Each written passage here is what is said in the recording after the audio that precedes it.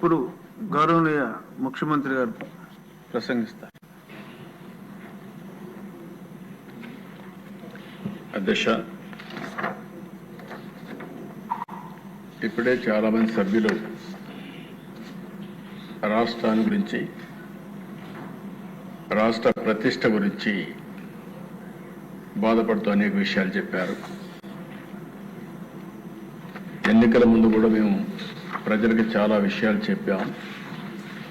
కానీ నాలుగోసారి నేను ముఖ్యమంత్రి ప్రమాణ స్వీకారం చేసిన తర్వాత ఎప్పుడూ చూడనటువంటి, ఇంకా డీటెయిల్కి పోతా ఉంటే అనేకమైన ఆశ్చర్యకరమైనటువంటి విషయాలు బయట వచ్చే పరిస్థితి వస్తూ ఉంది. ఇది చరిత్రలో ఏ రాజకీయ నాయకుడు ఇన్ని తప్పులు చేయరు, అన్ని తప్పులు చేశారు. ఒక పక్కన వ్యవస్థలు పూర్తిగా విధ్వంసమైనాయి, అధికార యంత్రాంగం మొత్తం నిర్వీర్యమైంది, అప్పులు పరాకాష్ఠకు చేరాయి, తప్పుడు ప్రచారాన్ని ఆధారంగా చేసుకొని అనునిత్యం ప్రచారం చేసే పరిస్థితికి వచ్చారు. ఎన్ని విషయాలు కూడా వాస్తవాలు చెప్పినా ఆ వాస్తవాల్ని పక్కన పెట్టి వాళ్ళను నమ్మిన అసత్యాన్ని పదే పదే చెప్పి ప్రజల్ని మొగ్గు పెట్టాలని ప్రయత్నం చేశారు. ఇది చాలా దురదృష్టకరమైన రాజకీయం. నేను చాలా మంది చూశాను, కానీ ఇంత బరిదెగించి తప్పులు చేసి ఆ తప్పులను కూడా ఒప్పులుగా చిత్రీకరించడానికి ప్రజల దగ్గర తీసుకుపోవడం అనేది ఒక విచిత్రమైన పరిస్థితి. 45 ఏళ్ళు నేను ఎక్కడ చూడలేదు, ఇలాంటి జరుగుతుందని కూడా ఊహించలేదు. అలాంటి పరిణామాలు జరుగుతున్నాయి. అయితే ఈ ప్రభుత్వం ఒక స్పష్టమైన హామీ ప్రజలకు ఇచ్చాం. ప్రజలు గెలవాలి. ప్రజలు గెలవాలి అంటే ఎన్డీఏ కూటమి అధికారులకు రావాలి. ప్రజలు చాలా స్పష్టంగా మ్యాండేట్ ఇచ్చారు. 93% స్ట్రైక్ రేట్, 57% ఓటు శాతం. ఇది చరిత్ర, ఆంధ్రప్రదేశ్ రాష్ట్ర చరిత్రలో ఎప్పుడూ ఇవ్వని మ్యాండేట్ ఎన్డీఏకి ఇచ్చారంటే అది ప్రజలు చూపించిన స్ఫూర్తి. ప్రజలు గెలిచారు, నిలబెట్టారు. రాష్ట్రాన్ని నిలబెట్టే బాధ్యత గెలిచిన అభ్యర్థులపైన ఉంది. అందుకే మీరు చూస్తే సంక్షేమం, అభివృద్ధి, సుపరిపాలన, ఈ మూడు కూడా బ్యాలెన్స్ చేసుకుంటూ ఎక్కడికక్కడ అనేక కార్యక్రమాలు చేపట్టా. ఆ దిశలోనే ఇప్పుడు ఈరోజు మీరు చూస్తే ఏదైనా సరే ఒక విజన్ ఉండాలి. నేను ఈరోజు కొత్తగా విజన్ ఎక్సర్సైజ్ చేయలేదు. ఈ దేశంలో మొట్టమొదటిసారిగా 1999 ఆ ప్రాంతంలోనే విజన్ 2020 తయారు చేశాం. తరువాత ఎక్సర్సైజ్ చేశాం. అప్పట్లోనే ప్రపంచంలోనే పేరుండే ఒక మేనేజ్మెంట్ కన్సల్టెన్సీకి అప్పచెప్పి విజన్ అంటే ఎట్లుండాలి, ఏ విధంగా నిర్దిష్టమైన లక్ష్యాలను పెట్టుకోవాలి, ఏ విధంగా ముందుకు పోవాలి, 20 ఏళ్ల తర్వాత ఈ రాష్ట్రం ఎట్లుంటుంది, దానికి ప్రతి 5 సంవత్సరాలకు ఒకసారి బ్యాక్వర్డ్ ఇంటిగ్రేషన్ కింద ఏ విధంగా పనిచేయాలి, మళ్ళీ 5 ఏళ్లకు ఒక్కసారి ఎవ్రీ ఇయర్ బడ్జెట్ పెట్టుకుంటాం, బడ్జెట్ ప్రాధాన్యతలు ఎట్లుండాలి, పాలసీలు ఏ విధంగా ఉండాలి, ఇవన్నీ వర్కౌట్ చేసి ఆ రోజు విజన్ 2020 ఇస్తే చాలా మంది ఆ రోజు కూడా 95లో నేను ముఖ్యమంత్రి అయినప్పుడు డబ్బులు లేవు, 3 నెలలు జీతాలు ఇవ్వలేదు. చెప్పాను ప్రజలకి, జీతాలు ఇవ్వలేము, ఓపిక పట్టండి, ఖజానా ఖాళీ అయింది, దయచేసి సహకరించాను. రెండో విషయం అధ్యక్ష, ఆ రోజుల్లో ₹2 కేజీ బియ్యం కూడా అతి ప్రియమైన ₹2 కేజీ బియ్యం కూడా రేటు పెంచాం. అనివార్య పరిస్థితిలో కరెంటు ఛార్జీలు పెంచాం. పెంచిన తర్వాత ప్రజలకు చెబితే ప్రజలు అర్థం చేసుకొని సహకరించారు. అదేవిధంగా నేను చెప్పింది, ఈ ప్రభుత్వం short term, medium term, long term ప్రణాళికలు తయారు చేస్తున్నాం. ఇది మీ భవిష్యత్తుకు, మీ పిల్లల భవిష్యత్తు కంటే నమ్మారు. నమ్మిన తర్వాత మీరు చూస్తే అధ్యక్ష, దాని ప్రూఫ్ ఆఫ్ కాన్సెప్ట్ ఈరోజు హైదరాబాద్ నాలెడ్జ్ ఎకానమీకి చిరునామా. ఎవరు వచ్చినా కూడా, ఏ ప్రభుత్వం వచ్చినా ఆటో పైలట్లో పనులయ్యే పరిస్థితి వచ్చాయంటే అలాంటి ఎకో సిస్టమ్ క్రియేట్ అయింది. ఈ రోజు నేను ప్రవేశపెట్టే స్వర్ణాంధ్ర 2047 కూడా ఈ రోజే కాదు, దీన్ని కరెక్ట్గా ఫౌండేషన్ మనం వేసుకోగలిగితే తర్వాత ఎవరొచ్చినా ఎవరైనా సరే ఇర్రివర్సిబుల్ గా ముందుకు పోయే విధంగా ఈ రోజు ఫౌండేషన్ వేస్తున్నామని చెప్పి కూడా నేను మీకు తెలియజేస్తున్నాను.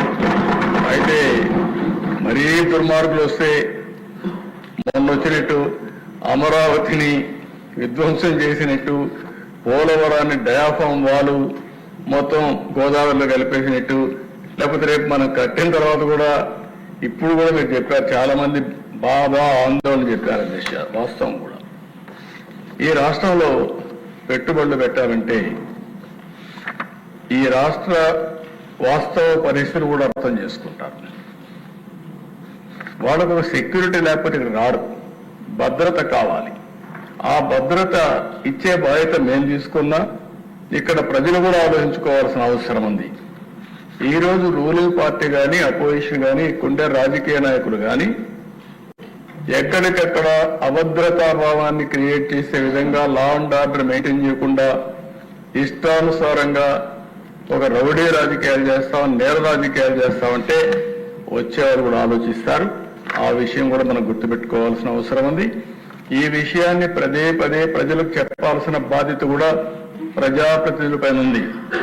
మనము నీతి నిజాయితీగా ఉండడమే కాకుండా ఈ నీతి నిజాయితీగా లేకపోతే ఎలాంటి అనర్థాలు వస్తాయో, రాష్ట్రానికి నష్టం వస్తుందో ఇది కూడా మనం చెప్పాలని దిశ చెప్పి ప్రజలు కూడా సమాయత్తం చేయాలి, ప్రజల్ని చైతన్యవంతులు చేయాలి. రాజకీయం చేసేది ప్రజల కోసం తప్ప రాజకీయ స్వార్థం కోసం కాదు దిశ. ఎన్నో త్యాగాలు చేశారు, మనకు స్వాతంత్రం వచ్చింది. నిన్నే అల్లూరి సీతారామరావు గురించి మాట్లాడుకున్నాం. ఇలాంటి త్యాగమైనంతా కూడా త్యాగాలు చేస్తే ఆ త్యాగాల ఫలితాలు వృధా కాకుండా చేయాల్సిన బాధ్యత మనందరిపైన ఉంది. అందుకే ఆ దిశ మీరు చూస్తే ఈ 5 నెలల్లో ఏం చేశామని నిన్నటి మాట్లాడాం.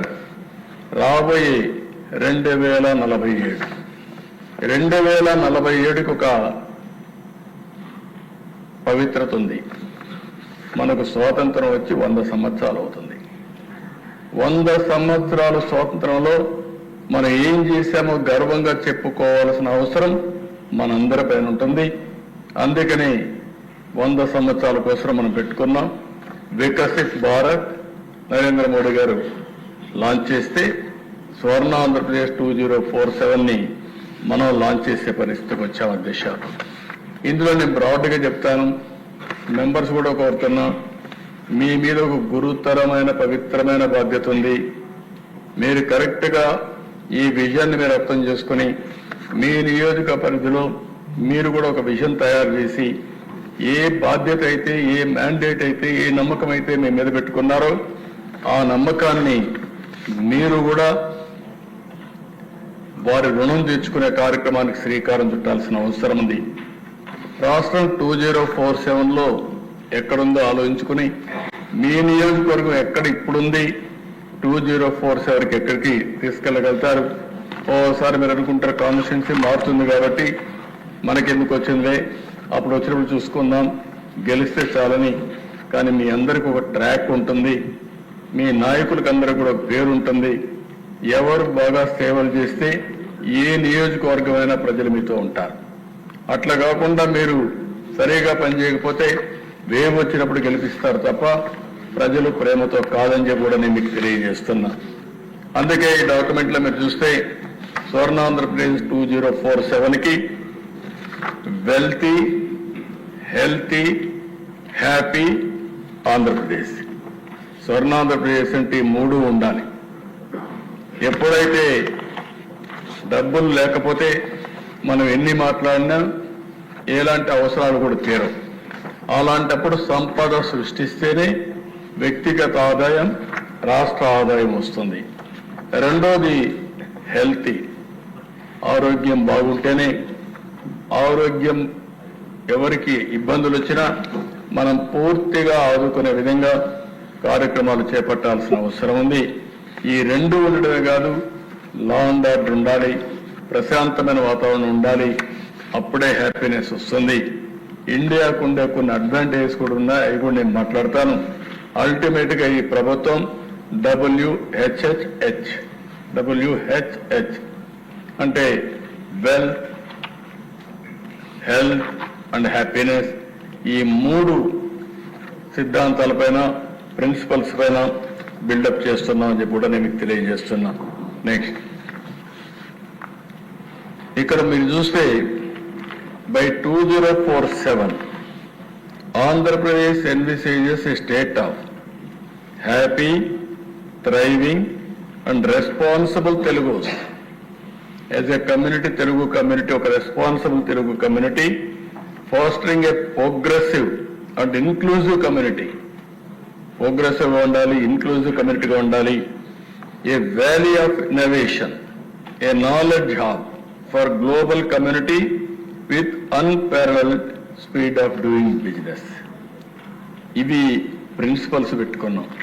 మీరు కూడా ఎప్పటికప్పుడు చదువుతూ ఉంటే, ప్రజలు కూడా చదువుకోగలిగితే ఏ విధంగా ముందుకు పోతాం. ఇది విజన్ డాక్యుమెంట్లో మెయిన్ థీమ్ అని చెప్పి కూడా నేను మీకు తెలియజేస్తున్నా.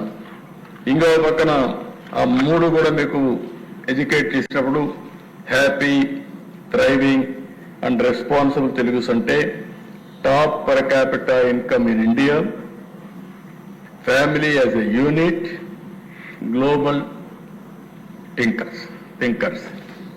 As on today global diaspora NRI చాలా స్ట్రాంగ్గా ఉంది. ఇండియాను కూడా లీడ్ చేసే పరిస్థితిలో ఉన్నారు. ఎందుకంటే మొత్తం ఎన్ఆర్ఐ మొత్తం కూడా చూస్తే 30 to 35% తెలుగు వాళ్ళు ఉన్నారు. తెలుగు కమ్యూనిటీ ఉంది. నాలెడ్జ్ ఎకానమీలో ముందుకున్నారు. అందుకని గ్లోబల్ థింకర్స్గా ముందుకు పోయే పరిస్థితికి వచ్చారు. ఇంకో పక్క progressive and inclusive community, P4 Mantra, zero poverty, inclusive growth rate, సమాజంలో సంపద సృష్టించడం P3 వల్ల సాధ్యమైంది. పబ్లిక్ ప్రైవేట్ పార్ట్నర్షిప్, ఒక రోడ్డు కావాలి, ఒక ప్రైవేట్ ఏజెన్సీకి ఇస్తున్నాం, వాళ్ళు టోల్ పెట్టి కొద్ది డబ్బులు వసూలు చేసుకుని రోడ్లన్నీ వేసి మెయింటైన్ చేస్తున్నారు. దీనివల్ల వాళ్ళకి సంపద వస్తూ ఉంది, సమాజానికి మేలు జరుగుతూ ఉంది. కానీ నేనేమంటున్నానంటే P4, ఎవరైతే సంపద సృష్టించుకున్నారో ఆ సంపద కూడా ప్రజల వల్ల వచ్చింది. కాబట్టి మీ బాధ్యత 10 మంది పేదవాళ్ళ పైకి తీసుకొచ్చే బాధ్యత తీసుకోవాల్సిన అవసరం ఉంది. అదే ఇన్క్లూజివ్ గ్రోత్ రేట్ మనం మాట్లాడాం, ఇంతవరకు సాధ్యం కాలేదు. ఆర్థిక అసమానతలు పెరుగుతున్నాయి. దీనికి ప్రత్యేకంగా ఆలోచిస్తే తప్ప ఇది సాధ్యం కాదు. ఇంకో పక్క valley of innovation and speed of doing business, deep tech in all walks of life, global hub for skills. ఇక్కడ నేను చాలా స్పష్టంగా చెప్తున్నా, రొటీన్గా చేస్తే మనం ఎక్కడున్నాం అక్కడే ఉంటాం. ఇన్నోవేటివ్గా ఆలోచించాలి, అవుట్ ఆఫ్ బాక్స్ థింకింగ్ రావాలి, మనం అనుకున్న పని తొందరగా చేసే పరిస్థితి రావాలి. ఈ రోజు అవన్నీ చూస్తే ఒకప్పుడు మనం అందరం కానీ మామూలుగానే ఆలోచించుంటే ఈ నేషనల్ హైవేస్ ఇదే మరి గుంతలుగానే ఉండేటివి. నాకు ఒక అనుభవం కూడా ఉంది. నేను ముఖ్యమంత్రిగా నెల్లూరుకు వచ్చి విజిట్ చేసి అక్కడి నుంచి తిరుపతికి పోయి హైదరాబాద్ ఫ్లైట్ క్యాచ్ చేయాలి. నెల్లూరు నుంచి బయలుదేరితే ఒక్కొక్క గుంత భయంకరంగా ఉన్నాయి. కారు ముందుకు పోయే పరిస్థితి లేదు. అక్కడి నుంచి నాకు 6-7 గంటలు పట్టిన తిరుపతి పోవడానికి, 7-8 అవర్స్. అవి చూసిన తర్వాత నాకు చాలా కోపం వచ్చి ఇంజనీర్స్ అందరిని రమ్మన్నా. ఏమైపోయింది, ఎందుకు వేయలేదని. స్టేట్ ఇంజనీర్స్ అయితే సార్ నేషనల్ హైవే ఇది, వాళ్ళు డబ్బులు ఇవ్వలేదు, మేము వేయలేదని చెప్పే పరిస్థితికి వచ్చారు. వాళ్ళని పిలిచి అడిగాను, సార్ మా దగ్గర బడ్జెట్ లేదు కాబట్టి మేము వెయిట్ చేస్తా ఉన్నారు. నేను ఆ సమయంలో మలేషియాకి వెళ్ళాను. మలేషియా జనాభా 2 కోట్లు, మంది 120 కోట్లు. ఈస్ట్ వెస్ట్ కారిడార్ రోడ్ వేశారు. ఆ రోడ్డు మీద ట్రావెల్ చేశాను ఒక 100 కిలోమీటర్లు. నేను ఆ రోడ్డు చూస్తే 8 lane road with service roads. చిన్న దేశం, బుడ్డ దేశం. అది చూసిన తర్వాత ప్రధానమంత్రి గారిని అడిగాం, సార్ వాళ్ళు చేశారు మనం ఏం చేయలేదని. డబ్బులు అన్నారు.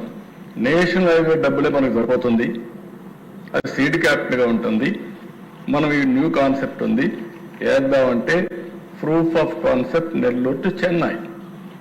మొట్టమొదటి రోడ్డు గోల్డెన్ క్వాడ్రిలేటరల్ రోడ్లో నెల్లూరు చెన్నై మొదటి పెట్టి. ఈరోజు మీరందరూ రికార్డు చూసుకోవచ్చు.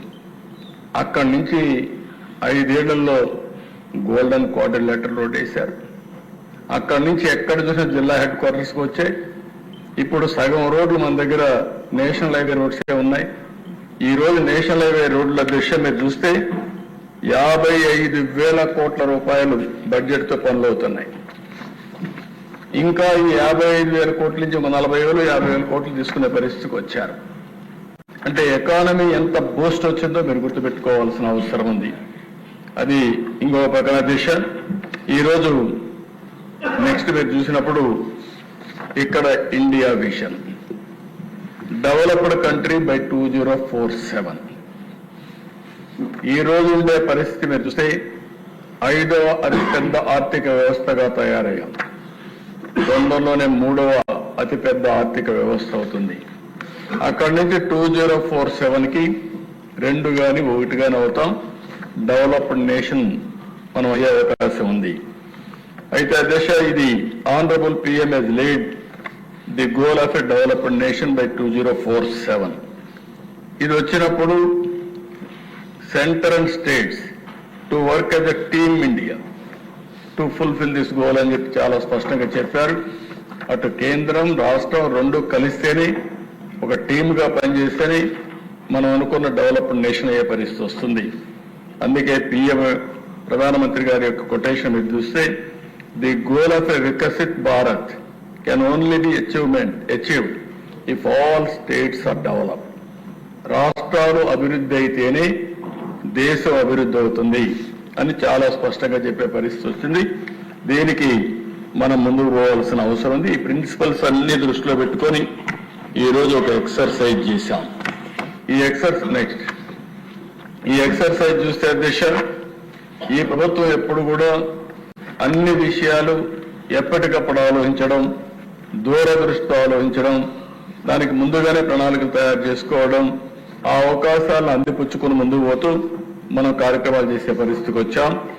జూన్లో నేను ముఖ్యమంత్రి అవుతానే, జూలై 24, ఆగస్టు 24 ఫస్ట్ టైం నీతి ఆయోగ్ పిలిపించాం. వాళ్ళు కూడా రమ్మని మాట్లాడితే ఇమ్మీడియట్ ఫస్ట్ మీటింగ్ పెట్టి ఎక్స్పర్ట్స్ అందరితో మీటింగ్ పెట్టాం. ఇంకో పక్కన 27 ఆగస్టు 2024 ఈ యొక్క మీటింగ్ వారితో కూర్చున్నప్పుడు ముందు వారు ఎక్సర్సైజ్ చేశారు. ఫస్ట్ మీటింగ్ నేను ఆగస్టులో పెట్టుకున్నాను. ఇంకో పక్కన పబ్లిక్ కన్సల్టేషన్ ఎంగేజ్మెంట్ సెప్టెంబర్ నుంచి అక్టోబర్లో చేశాం. గ్రాస్ రూట్ క్షేత్రస్థాయిలో ఉండే అందరితో మాట్లాడి వాళ్ళ యొక్క ఏం చేయాలనే విషయాలన్నీ కూడా వారితో మాట్లాడి సెప్టెంబర్ అక్టోబర్లో పూర్తి చేశాం. అదే మరి విజన్ అలైన్మెంట్ అవన్నీ కూడా తయారు చేసుకొని ఈరోజు మీరు ఇంత ముందు కూడా భాగస్వాములు అయ్యారు. ఈరోజు రాష్ట్రంలో బ్రాడ్గా డిస్కస్ చేయడం కోసం, మీ ఆలోచనలు తీసుకోవడం కోసం, అసెంబ్లీ ఆమోదం పొందడం కోసం ఈరోజు మనం డిస్కస్ చేస్తున్నాం. ఇది అవుతానే తొందరలోనే దీని మీద ఒక యాక్షన్ ప్లాన్ తయారు చేసి లాంచ్ చేసి ముందుకు పోతామని చెప్పి కూడా నేను మీకు తెలియజేస్తున్నా. ఇప్పుడు ఇక్కడ చూసినప్పుడు అధ్యక్ష, extensive grass root level engagement చేశాం. మండల్ మున్సిపల్ వర్క్షాపులు పెట్టాం. 464 మండలాల్లో 106 మున్సిపాలిటీల్లో వర్క్షాపులు పెట్టాం. 1,18,000 కుటుంబాల్లో 2 పేజీలు ఇచ్చి వాళ్ళందరి వ్యూస్ తీసుకున్నాం. QR code response coding system పెట్టి ఒక షార్ట్ క్వశ్చనర్ కూడా ఇచ్చి వాళ్ళ అభిప్రాయాలు, వాళ్ళ ఆస్పిరేషన్స్, వాళ్ళ కోరికలు అవన్నీ కూడా తీసుకుని ఈ విషయం తయారు చేశాం. అవేర్నెస్ మీటింగ్స్ 936 మండలాల్లో 465 మున్సిపాలిటీలో పెట్టి, లొకాలిటీస్లో పెట్టి 10,078 మీటింగ్స్ గ్రామ పంచాయతీల్లో పెట్టి వాళ్ళ అభిప్రాయాలు తీసుకున్నారు. ఇంకో పక్కన దేశ 26 జిల్లాల్లో ఎమ్మెల్యేలు, ఎమ్మెల్సీలు, ఎంపీలు అందరూ కలిసి ఒక మీటింగ్లు పెట్టారు. స్కూల్ కమిటీస్ అన్ని 2,100 కాంపిటీషన్లు పెట్టి 4,50,000 మంది పార్టిసిపేట్ చేశారు. ఇంటర్మీడియట్ కాలేజెస్ లో 622 కాంపిటీషన్స్ పెట్టి 43,000 మంది పార్టిసిపేట్ చేశారు. ఇంకో పక్కన కాలేజ్ యూనివర్సిటీలో 352 ఇన్స్టిట్యూషన్స్ లో 38,000 మంది స్టూడెంట్స్ కూడా దీంట్లో భాగస్వాములయ్యారు. అధ్యక్ష, ఇవన్నీ కూడా మీరు చూసినప్పుడు 17 లక్షల రెస్పాన్సెస్ వచ్చాయి. అందులో 56% ఉమెన్ రెస్పాండ్ అయ్యారు. అంటే ఆంధ్రప్రదేశ్లో ఉమెన్ పార్టిసిపేషన్ ఎక్కువగా ఉందనడానికి ఇది ఒక ఉదాహరణ. 100 మంది మొత్తం దీంట్లో భాగస్వాములు అయితే కన్సల్టేషన్లో 56% ఉమెనే పార్టిసిపేట్ చేశారంటే ఒక ప్రగాఢమైన ఆస్పిరేషన్స్ వాళ్ళలో ఉన్నాయి. మేము కూడా ముందుండాలని ఆలోచన ఉంది. దానికి నిదర్శనమే ఇదని కూడా నేను మీకు తెలియజేస్తున్నా. ఇంకో పక్క 28% విద్యార్థి స్టూడెంట్స్ యూత్ వాళ్ళ జీవితాల కోసం ఎట్టుండాలి, విజన్ అంటే ఏంటి, మేము కూడా ఉండాలి, మా జీవితం కూడా దీంతో ముడిపడి ఉంది అనే ఉద్దేశంతో 28% ఇక్కడ భాగస్వాములు అయ్యారు. రైతులు 17% అయ్యారు. 5% సీనియర్ సిటిజన్స్ అయ్యారు.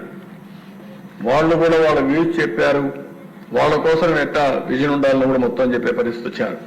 అంటే దేశంలో చాలా విజన్ డాక్యుమెంట్స్ తయారు చేశారు. కానీ ఇటీవల కాలంలో 17 లక్షల మంది భాగస్వాములు కావడం, వాళ్ళు ఒపీనియన్స్ ఇవ్వడం మొదటిసారి దశ. అది మన రాష్ట్రంలో జరిగింది. అంత చైతన్యం వీళ్ళలో ఉంది. వాళ్ళందరినీ మనస్ఫూర్తిగా పేరు పేరున భాగస్వాములందరినీ అభినందిస్తున్నా. భవిష్యత్తులో ప్రతి ఒక్క కుటుంబం కూడా భాగస్వాములు కావాలని చెప్పి కోరుకుంటున్నాను అధ్యక్ష. అధ్యక్ష, ఇది వచ్చిన తర్వాత మీరు ఒకసారి చూస్తే మొత్తం విజన్ అంతా కూడా 10 బ్రాడ్ ప్రిన్సిపల్స్, 10 సూత్రాలు, స్వర్ణ ఆంధ్రప్రదేశ్. ఈ 10 సూత్రాలు కూడా మీరు ఒకసారి ఆలోచించుకుంటే దీని మీదనే ఈరోజు ఎకానమీ, సర్వీసెస్, భవిష్యత్ అంతా కూడా ఆధారపడుతుందనే ఉద్దేశంతో మేము ఈ 10 సూత్రాలు తీసుకున్నాం అధ్యక్ష. ఒకటి, zero poverty, inclusive growth rate.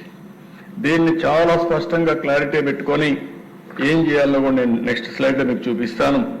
రెండోది వచ్చి ఎంప్లాయ్మెంట్. ఎవరు మాట్లాడినా పేదల గురించి మాట్లాడాలి, పేదవాళ్ళతో అసోసియేట్ కావాలి, పేదరిక నిర్మూలన కోసం పనిచేయాలి, పేదవాళ్ళ పట్ల బాధ్యతతో మనం ప్రవర్తించాల్సిన అవసరం ఉంది. అందుకే జీరో పావర్టీ ఇది ఒక మంత్రంగా తయారు కావాలి. ఎక్కడ చూసినా అందుకే నేను పేదల సేవలో మొదలు తారీఖు పెట్టాం.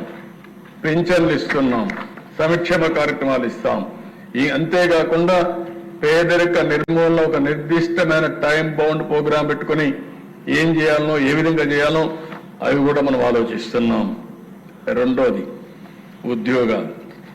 ప్రతి ఒక్కరి బాధ్యత మీ నియోజకవర్గంలో ప్రతి ఒక్కరికి ఉపాధి కల్పించడం, ఉద్యోగాలు ఇప్పించడం. ఆ ఉద్యోగాలు కూడా క్వాలిటీ ఉద్యోగాలు రావడం. అందుకే నేను నాలెడ్జ్ ఎకానమీ చెప్పాను, అవి కూడా వర్కౌట్ చేస్తాం.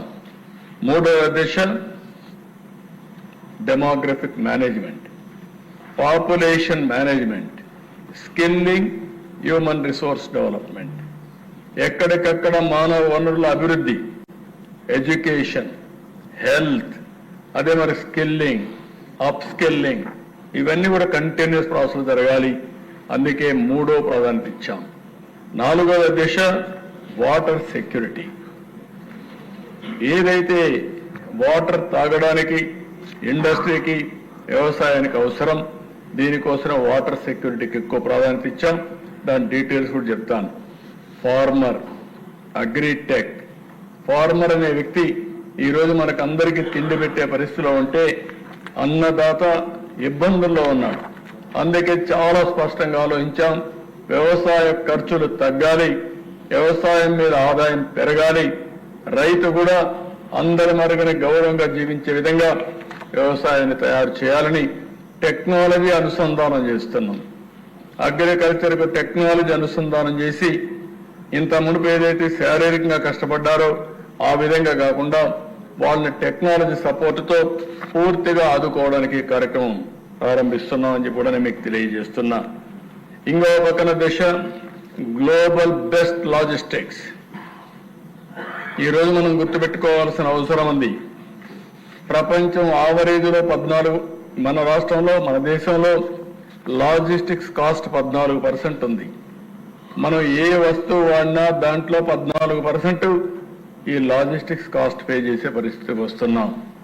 అదే ప్రపంచంలో 8% ఉంది. అంటే 6% డిఫరెన్స్ ఉన్నప్పుడు ఏ విధంగా ఉపయోగపడుతుందో మీరు గుర్తుపెట్టుకోవాల్సిన అవసరం ఉంది. ఇందులో మొత్తం వస్తుంది. రోడ్లు కానీ, రైలు కానీ, ఎయిర్పోర్ట్లు కానీ, పోర్ట్లు కానీ అన్నీ వస్తాయి. That will explain to you. ఆ తర్వాత దిశ cost optimisation, energy and fuel. ఈ విషయం కూడా మనం గుర్తుపెట్టుకోవాల్సిన అవసరం ఉంది. భవిష్యత్తులో ఫ్యూయల్ అనేది పెట్రోల్, డీజిల్ మనం వాడేవాళ్ళం. ఇప్పుడు ఎలక్ట్రికల్ వెహికల్స్ వచ్చేస్తున్నాయి. దీనికి కూడా కరెంట్ ఏ విధంగా వస్తుందో మనం చూస్తున్నాం. ఒకప్పుడు కరెంట్ ఎక్కడి నుంచో రావాలి, ఇప్పుడు మనమే కరెంట్ ఉత్పత్తి చేసుకునే పరిస్థితికి వచ్చాం. అవన్నీ కూడా మనం ఆలోచించుకొని ఏ విధంగా కాస్ట్ ఆప్టిమైజేషన్, రవాణాకు కానీ, వ్యవసాయానికి కానీ, ఇంటికి కానీ, వ్యాపారాలకు కానీ, ఇండస్ట్రీకి కానీ ఏ విధంగా ఉండాలో ఆలోచిస్తున్నాం. అందుకని దానికి ప్రాధాన్యత ఇచ్చాం. ఆ తర్వాత దిశ ప్రోడక్ట్ పర్ఫెక్షన్. మనం ఇండస్ట్రీస్ పెడుతున్నాం, వ్యవసాయం చేస్తున్నాం, సర్వీస్ సెక్టర్ వస్తూ ఉంది, నాలెడ్జ్ ఎకానమీ ఉంది. కానీ మన ప్రోడక్ట్స్ అన్నీ కూడా సబ్స్టాండర్డ్గా ఉన్నాయి. దానివల్ల మనం అనుకున్నటువంటి బ్రాండ్ని ప్రమోట్ చేయలేకపోతున్నాం. దీనివల్ల వాల్యుయేషన్ రావడం లేదు. అందుకని ఏది మాట్లాడినా ఆంధ్రప్రదేశ్లో తయారయ్యే ప్రతి ఒక్క వస్తువుని, బ్రాండ్ని ప్రమోట్ చేసి, వాల్యూ అడిషన్ చేసి ఒక ప్రోడక్ట్ పర్ఫెక్షన్ దిశగా పోవాలని చెప్పి ఆలోచిస్తున్నాం. ఇంకో పక్కన దేశ స్వచ్ఛ ఆంధ్రప్రదేశ్. ఈరోజు స్వచ్ఛ ఆంధ్రప్రదేశ్ మనం గుర్తుపెట్టుకోవాల్సిన అవసరం ఉంది. ఈ రోజుట్లో టెక్నాలజీ ఏజ్లో దోమలు, మస్కిటోస్ వల్ల ఎక్కడికక్కడ మలేరియా కానీ, లేకపోతే మీరు చూస్తే డెంగ్యూ కానీ అనేక విధాలుగా ఇబ్బంది పడుతున్నాం. మనం ఉండే ప్రాంతాలు ఏ విధంగా అశుభ్రంగా ఉన్నాయో దానివల్ల ఆరోగ్య పరిస్థితులు వచ్చే పరిస్థితి వచ్చింది. ఈరోజు మానసిక ఉల్లాసం కావాలన్నా, హ్యాపీగా ఉండాలన్నా, ఆరోగ్యంగా ఉండాలన్నా స్వచ్ఛ ఆంధ్రప్రదేశ్ చాలా ముఖ్యం. దానికోసం స్వచ్ఛ ఆంధ్రప్రదేశ్ కింద తీసుకున్నాం. ఇది కాకుండా దేశ డీప్ టెక్ మనం గుర్తుపెట్టుకోవాల్సిన అవసరం ఉంది. చాలా మంది సెల్ ఫోన్లు వాడుతున్నారు. సెల్ ఫోన్ ఓన్లీ ఎస్ఎంఎస్లు పంపించడానికి, లేకుంటే మనం మాట్లాడుకోవడానికి వాడుతున్నాం. ఇంకొంతమంది ఫోటోలు, సెల్ఫీలు తీసుకుంటున్నారు. ఇంకొంతమంది ఉంటే ఇంకొక స్టెప్ ముందుకు పోయి ఏదో గ్రూప్ మీటింగ్ పెట్టుకొని ఆ కమ్యూనిటీ వాళ్ళు కానీ, ఫ్యామిలీ కానీ మనం మాట్లాడుకునే పరిస్థితికి వస్తున్నాం. నేను ఆలోచించేది ఈరోజు దిశ ఏదైతే in all walks of life టెక్నాలజీని ఏ విధంగా ఉపయోగించుకోవాలో మనం ఆలోచించాల్సిన అవసరం ఉంది. It is a game changer. భవిష్యత్తులో హార్డ్ వర్క్ చేయడం కాదు, స్మార్ట్ వర్క్ చేయాలి. మీరు ఎక్కడ కూర్చున్నా రియల్ టైంలో పనిచేసుకునే అవకాశం వస్తుంది. దాన్ని కూడా నేను ఎక్స్ప్లెయిన్ చేస్తాను దిశ. అది కాన్సెప్ట్ కింద తీసుకున్నాం. ఇక్కడికి వచ్చేప్పుడు దిశ జీరో పావర్టీ 10 కూడా నేను స్థూలంగా 2 నిమిషాలు మీకు ఎక్స్ప్లెయిన్ చేస్తాను. మీ మనసులో దీన్ని ఎంత స్ట్రాంగ్గా సీడ్ చేయాలనో సీడ్ చేయడానికి ప్రయత్నం చేస్తున్నా. కానీ మీరు వినాలి అనే ఆలోచన లేకపోతే నేను చేయగలిగింది కూడా తక్కువగా ఉంటుంది. మీలో పట్టుదల వస్తే ఇంకా మీరు ఆలోచించి కాదు ఇంకా మెరుగ్గా ఈ మారి చేయగలుగుతాం, మీరు మీ థింకింగ్ కంటే ఇంకా బెటర్గా ఆలోచించాం, మేము కూడా సూచనలు ఇస్తామని మీరు ఇవ్వండి. మీ సూచనలన్నీ సిద్ధంగా ఉన్నా. నేను ఎప్పుడూ చెప్తున్నా, అనునిత్యం నేను ఒక స్టూడెంట్ని. ఏ కొత్త విషయాలు మీరు చెప్పినా, ఎవరు చెప్పినా నేర్చుకుని దాన్ని అమలు చేయడం నా బాధ్యత. చేస్తానే ఉంటాను. ఇక్కడ మీరు చూస్తే నేను ముందే చెప్పాను, P3 model as on today సంపద సృష్టిస్తా ఉంది. ఇప్పుడు P4 model public private public private partnership. ఒక P ప్రజల్ని యాడ్ చేశాం. ప్రభుత్వం, ప్రజలు, అదే మరి ప్రైవేట్ అంటే ఏజెన్సీలు కానీ, వ్యక్తులు కానీ పార్ట్నర్షిప్ పెట్టుకొని ఏ విధంగా పేదరిక నిర్మూలన చేయాలో ఆలోచించాల్సిన అవసరం ఉంది.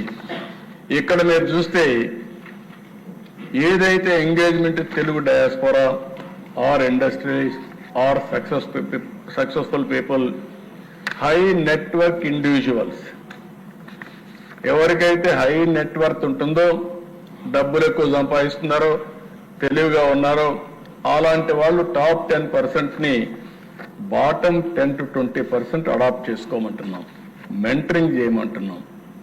ఈరోజు మనం ఇక్కడికి వచ్చాం. ఎవరి దయ వల్ల వచ్చాం? ప్రజల దయ వల్ల వచ్చాం. ఈరోజు ఇండస్ట్రీస్ ఉన్నాయి. ఎవరి దయ వల్ల పెద్దవాళ్ళు అయ్యారు? ప్రజల దయ వల్ల పెద్దవాళ్ళు అయ్యారు. కాబట్టి తిరిగి సమాజానికి మనం పే చేయాల్సిన అవసరం, తిరిగి సమాజం కోసం మనం ఆలోచించాల్సిన బాధ్యత మనందరిపైన ఉంది.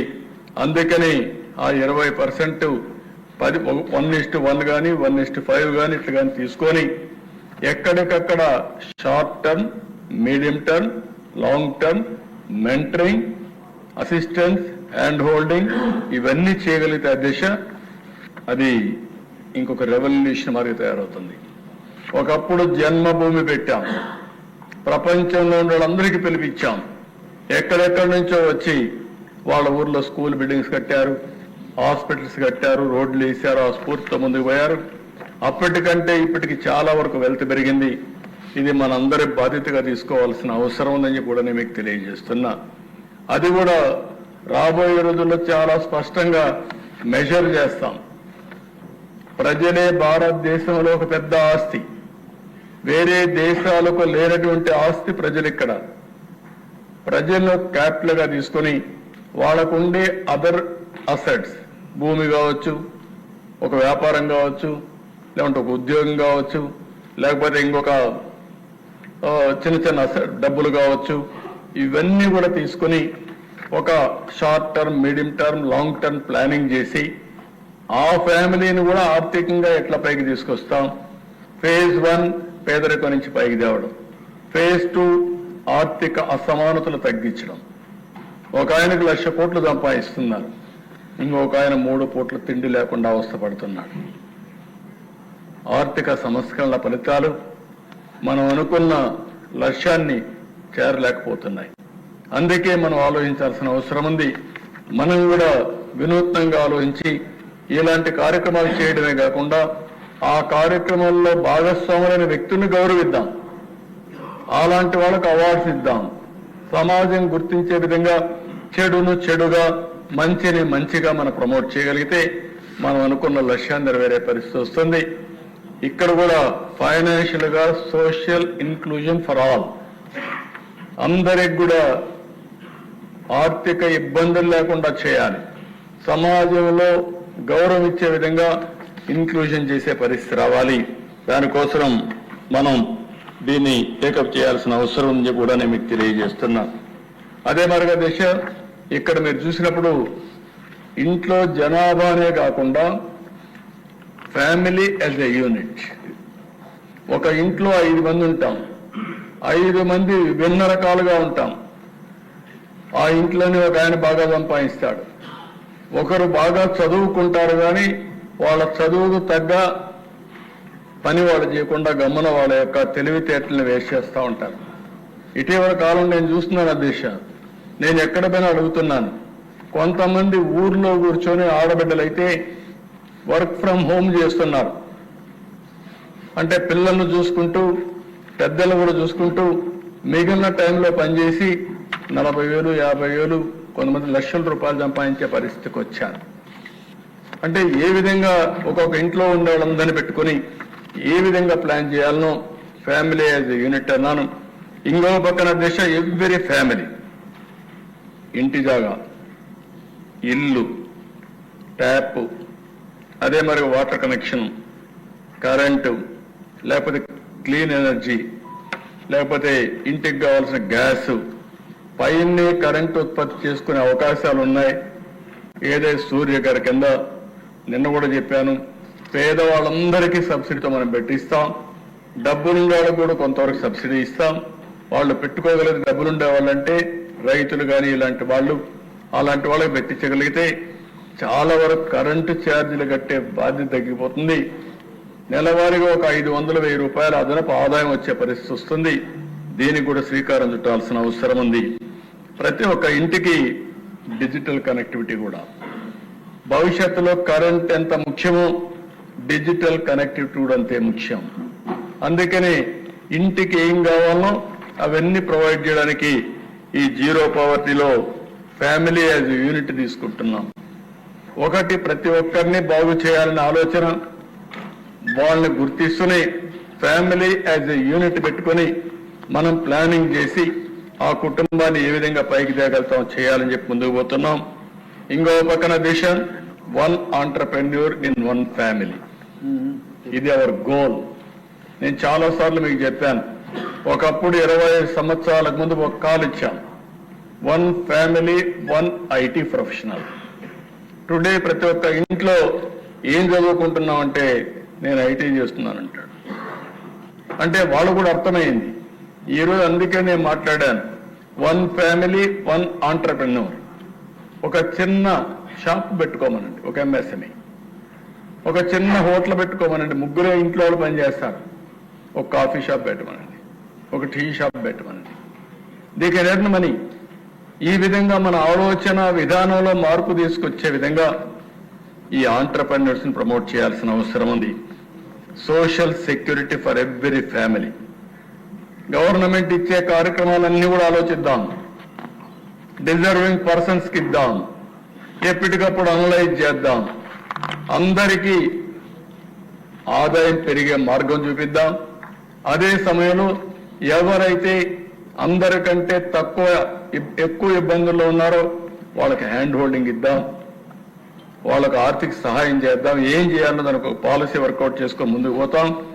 అందరికీ ఆరోగ్యం, విద్య, స్కిల్లింగ్, యాక్సెస్ టు ఇన్ఫ్రాస్ట్రక్చర్, ఇవన్నీ కూడా ఏమేం కావాలో అవన్నీ చేయడం కోసం ఈ జీరో పావర్టీలో ఒక పద్ధతి ప్రకారం పెట్టి ముందుకు పోతాం. అదే మరి ఇంకొక పక్కన మనం గుర్తుపెట్టుకోవాల్సింది, ఫ్యామిలీ అనేది ప్రపంచంలో ఏ దేశానికి లేనటువంటి ఒక గొప్ప వరం, ఒక లెగసీ. ఈ విషయం నేను చాలా స్పష్టంగా మాట్లాడుతున్నా. ఇక్కడ దీన్ని మనం ప్రమోట్ చేయాల్సిన అవసరం ఉంది. ఈరోజు అమెరికాకు పోతే అమెరికా ఫ్యామిలీస్ మీరు చూస్తే అక్కడ పనిచేస్తారు. 10th క్లాస్ ఇంటర్మీడియట్ పాస్ అవుతానే పిల్లల్ని బయట పంపిస్తారు.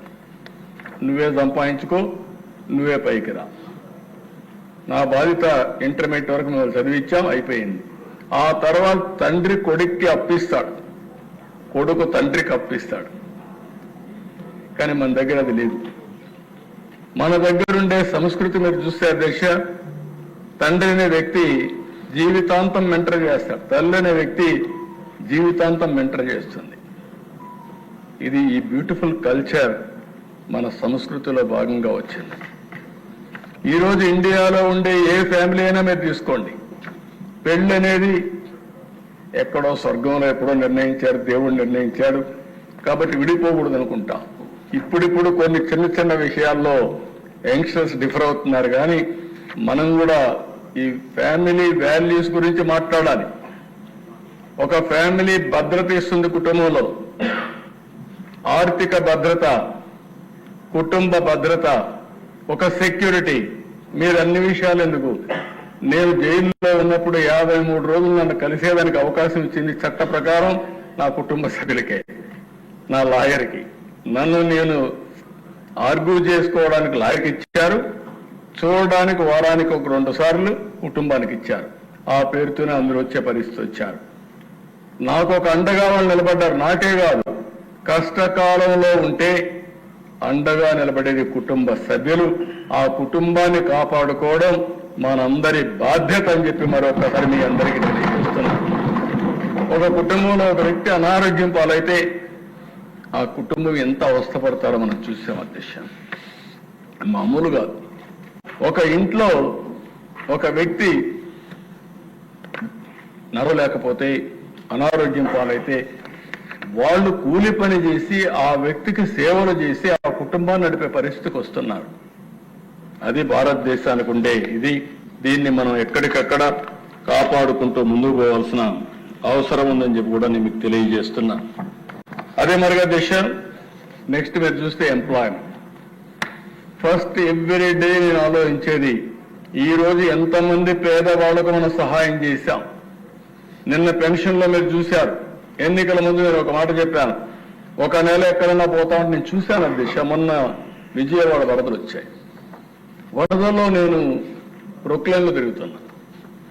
పోతూ పోతూ దిక్కడ నిలబెట్టి ఒక ఆవిడ హోమ్ మేడ్ బోట్ చిన్న ఇది చేసుకుని ఫ్లోటింగ్ లో వాళ్ళ మనిషి తోసుకుంటూ వస్తున్నారు. ఏంటమ్మా అని అడిగాడు. అమ్మాయి ఫిజికల్ హ్యాండిక్యాప్.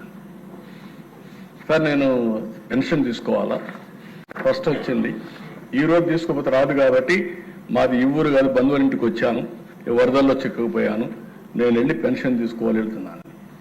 అంటే ఒక వరదలో కూడా పెన్షన్ తీసుకోవాలనే ధ్యాసతో జీవితాన్ని కూడా రిస్క్ చేసే పరిస్థితికి వచ్చింది. అది చూసినప్పుడు అనిపించింది ఒరిజినల్ సిస్టమ్ ఒక నెలలో తీసుకోకపోతే 3 నెలల్లో ఎప్పుడైనా సరే తీసుకునే అవకాశం ఇవ్వాలనే ఉద్దేశంతో ఈ నెల నుంచి ఆ సిస్టమ్ తీసుకొచ్చాం. ఎక్కడన్నా బయట ఉండే తీసుకోలేకపోతే 3 నెలల వరకు పెన్షన్ తీసుకునే అవకాశం కూడా క్రియేట్ చేశామని చెప్పి కూడా మీకు తెలియజేస్తున్నా.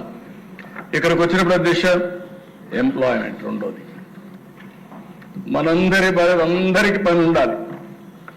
అందరికీ పని ఉంటే హ్యాపీగా ఉంటాం. పని లేకపోతే ఆ పనికి అన్ని సమస్యలు వస్తాయి. అందుకే నేనేమంటానంటే శక్తికి తగినట్టు ఎంప్లాయ్మెంట్ క్రియేట్ చేయడం మన అందరి బాధ్యత. నవేడేస్ మీరు చూస్తున్నారు అధ్యక్ష, ఎక్కడ చూసినా మన రాష్ట్రంలో అవకాశాలు ఉన్నాయి, మన దేశంలో అవకాశాలు ఉన్నాయి, ప్రపంచంలో అవకాశాలు ఉన్నాయి. నేను అందుకే ఒక మాట think globally, act globally, location is not the constraint. మీరు మూల కూర్చోండి, మీకు తెలివితేటలుంటే, లీడర్షిప్ క్వాలిటీస్ ఉంటే మీరు ఒక కంపెనీ పెట్టి కొన్ని వేల మందికి ఉద్యోగాలు ఇచ్చే పరిస్థితి వచ్చింది, ఆఫ్లైన్ ఆన్లైన్. ఇంకో పక్కన దేశ world class industrial parks create చేస్తున్నాం, టౌన్షిప్లు క్రియేట్ చేస్తున్నాం, ఉద్యోగాలు అక్కడే, వాక్ టు వర్క్, అలాంటి న్యూ కాన్సెప్ట్స్ అని తీసుకొచ్చి ఏ విధంగా ముందుకు పోవాలో ముందుకు పోతూ స్థానిక ఎంప్లాయ్మెంట్ కూడా ఇప్పిస్తూనే ఎకానమీ కూడా దోహదం చేస్తాం. కంటిన్యూస్ గా మీరు గుర్తుపెట్టుకోవాలి, skilling and reskilling, up skilling. నేను ఎప్పుడు చెప్తాను, నేను చదువుకున్నప్పుడు నేర్చుకున్న చదువు నా ప్రొఫెషన్ రాజకీయానికి ఉపయోగపడాల, కానీ అది ఫండమెంటల్ నాలెడ్జ్ ఇచ్చింది. అక్కడి నుంచి రోజు నేర్చుకుంటున్నాం. అనవసర విషయాలు మర్చిపోకపోయినా మైండ్లో వెనకాల పెడుతున్నాం. ఫ్రంట్లో మాత్రం ఏది పనికి వస్తుందో దాన్ని ఆలోచించుకుంటూ ముందుకు పోతున్నాం. అది ఎవ్రీబడి చేయాల్సిన అవసరం ఉంది. ఫ్యూచర్కి కూడా skill is very very important. ఒక ఇండస్ట్రీలో ఒక ఆయన బాగా సక్సెస్ అవుతాడు, పాలిటిక్స్లో సక్సెస్ కాడు. పాలిటిక్స్ వేరే స్కిల్, ఇండస్ట్రీకి వేరే స్కిల్. ఐటీ స్కిల్స్ ఉన్నాయి దేశ. ఈరోజు మనం ఒకటి నేర్చుకుంటున్నాం, కొన్ని రోజులు అది అవుట్డేటెడ్ అయిపోతా ఉంది. ఇంకొక ప్రోడక్ట్ న్యూ ప్రోడక్ట్ వస్తుందో ఆ ప్రోడక్ట్ని మళ్ళీ నేర్చుకోకపోతే మీరు బ్యాక్వర్డ్ అయిపోతారు. అలాంటివన్నీ ఉంటాయి. అందుకే ఇది కంటిన్యూగా దేశంలోనే అందరూ క్యాస్ట్ సర్వేలు సెన్సస్ ని లేకపోతే ఇంకోటి పెడితే దేశంలో మొట్టమొదటిసారిగా స్కిల్ సెన్సస్ ఏర్పాటు చేసిన ప్రభుత్వం ఎన్డీఏ ప్రభుత్వం ఆంధ్రప్రదేశ్. ఎక్కడ లేదు దిశ. స్కిల్ అంతా కూడా చేస్తాం. అక్కడి నుంచి ముందుకు తీసుకుపోయే పరిస్థితి వస్తుంది. ఇంకో పక్కన దిశ ఈరోజు ఫ్లెక్సిబుల్ వర్కింగ్ వచ్చేసింది. ఈ డెఫినేషన్ కూడా మనం చూస్తే నేను మాట్లాడుతూ ఉంటే ఐఏఎస్బి ప్రొఫెసర్ ఒక పేరు ఇస్తే నేను కూడా మాట్లాడాను. ఫ్లెక్సిబుల్ వర్కింగ్ అంటే నాకు టైం ఉన్నప్పుడే నేను పని చేస్తా, మీకు అవసరం కూడా పని చేయించుకుంటాను. ఈ రెండు మేనేజర్ అండ్ టెక్నాలజీ. ఇప్పుడు డ్రైవర్స్ కూడా 1 hour 2 hours పని చేసే పరిస్థితికి వచ్చారు దిశ. నువ్వు ఫోన్ చేస్తే నేను మొన్న చూశాను ఈ వరదల్లో ఒక తిరుగుతా ఉంటే ఒక అతను అడిగిన ఏం పని చేస్తావు అని అడిగా. నేను బార్బర్ ఉద్యోగం చేస్తాను సార్ అన్నాడు. ఎక్కడ నీ షాప్ అన్నా. నాకు షాపులు ఇస్తాను అంటే ఎట్లా చేస్తామని అడిగా. అర్బన్ కంపెనీ రిజిస్ట్రేషన్ చేసుకున్నాను సార్, నేను చూసుకుంటాను ఆర్డర్స్ అన్ని, నాకు టైం ఉండేటప్పుడు నాకు నచ్చితే నేను మీ పని చేస్తున్నాను, నెలకు నాకు ఒక 30,000 వస్తుంది, నేను ఐఎమ్ వెరీ హ్యాపీ సార్ అన్నాడు. అంటే that type of working is coming now.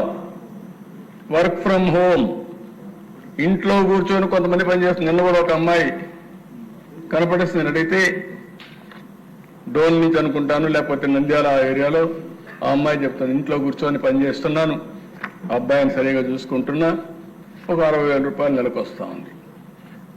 అంటే ఒక మారుమూల ప్రాంతంలో కూర్చొని ఒక 60,000 రూపాయలు సంపాదిస్తా ఉంది ఆ అమ్మాయి.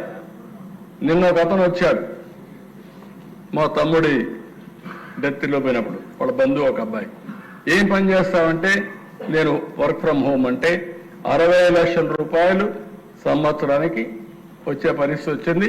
హ్యాపీగా ఇంట్లో కూర్చొని పని చేసుకుంటున్నాడు. యువర్ రైట్, అది ఆ వర్క్ ఫ్రమ్ హోమ్ డిఫరెంట్, ఈ వర్క్ ఫ్రమ్ హోమ్ డిఫరెంట్. నీకు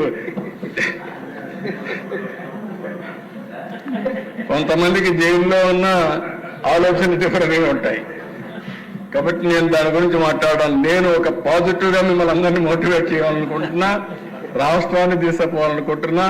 ఆ దుర్మార్గుల్ని మర్చిపోయి దూరంగా పెట్టి ఈ రాష్ట్రాన్ని ముందుకు తీసుకుపోయే బాధ్యత మనందరం కూడా ఆలోచించే బాధ్యత తీసుకోవాల్సిన అవసరం ఉంది. ఏం చేయాలో చేద్దాం. ఇంకో పక్కన దిశ, ఈరోజు మీరు చూస్తే నేను ఒక కంపెనీని పిలిపించి మాట్లాడాను, ఒక 10 మందిని.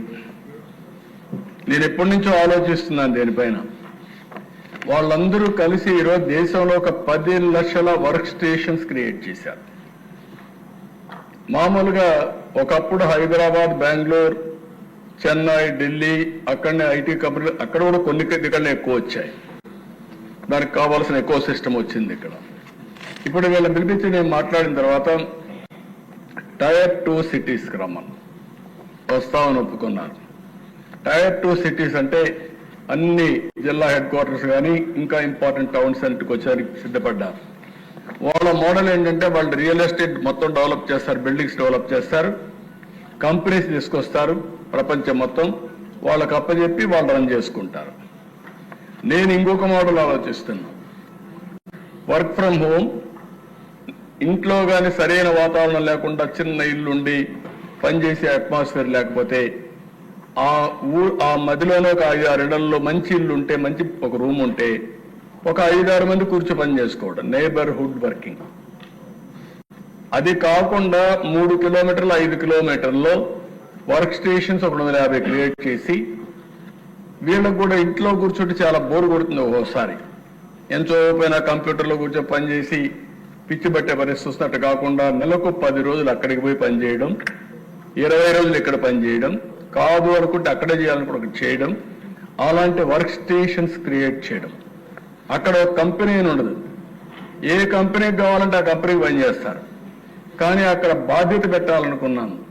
ఆ బాధ్యత ఏంటంటే అక్కడ ఉండే డెవలపర్ వీళ్ళకి స్కిల్ డెవలప్మెంట్ చేస్తూ ఉంటాడు, వీళ్ళు కొత్త విషయాలు నేర్చుకుంటారు.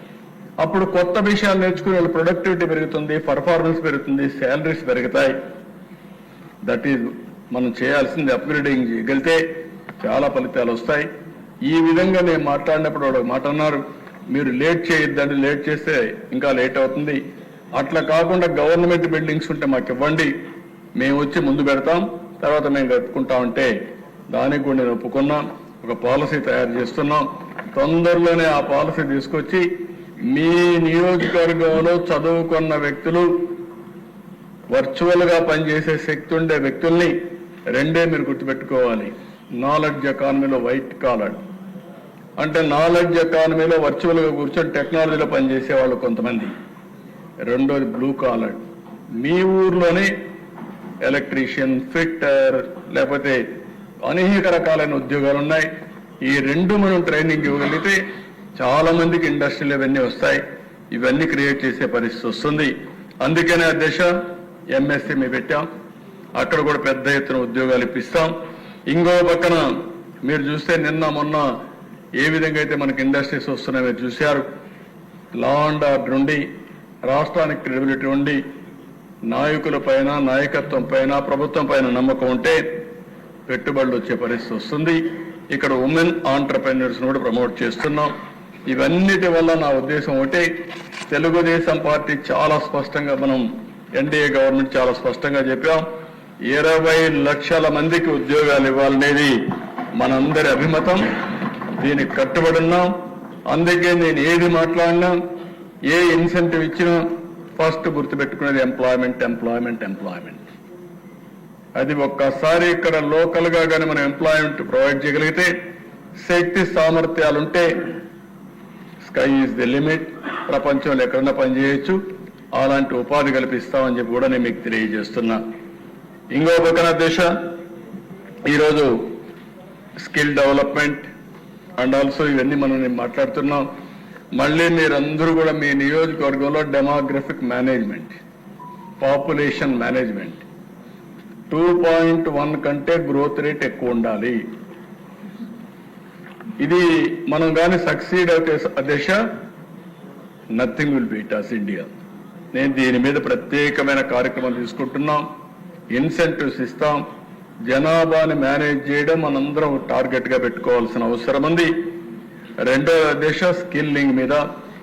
ఇప్పుడు 5వ తరగతి చదివే వాళ్ళు 15 సంవత్సరాల తర్వాత మార్కెట్లోకి వస్తే అప్పుడు ఎలాంటి స్కిల్స్ కావాలనో ఇప్పుడే ఆలోచించి సిలబస్ ఇప్పటి నుంచే తయారు చేస్తాం, కరికులం తయారు చేస్తాం. ఆ విధంగా మొత్తం ఆలోచిస్తున్నాం. ఇంకో పక్క హెల్త్ విషయంలో కూడా చాలా స్పష్టంగా టెక్నాలజీ ఉపయోగిస్తాం.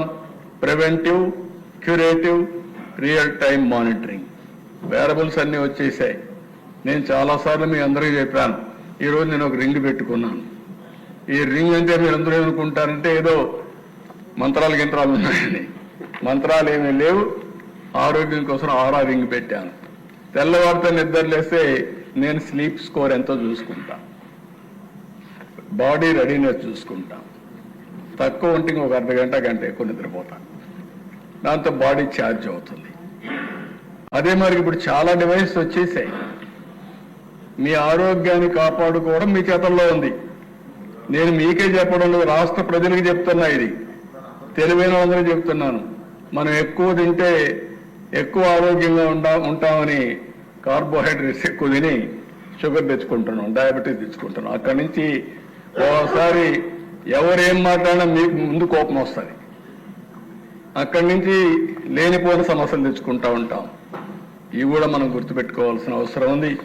ఇంకో పక్కన అనవసరంగా హాస్పిటల్స్ లో మీరు చూస్తే, అధ్యక్ష చాలాసార్లు నేను చూస్తున్నాను, ప్రతి ఒక్కదానికి హాస్పిటల్ అడ్మిట్ అవుతున్నాం.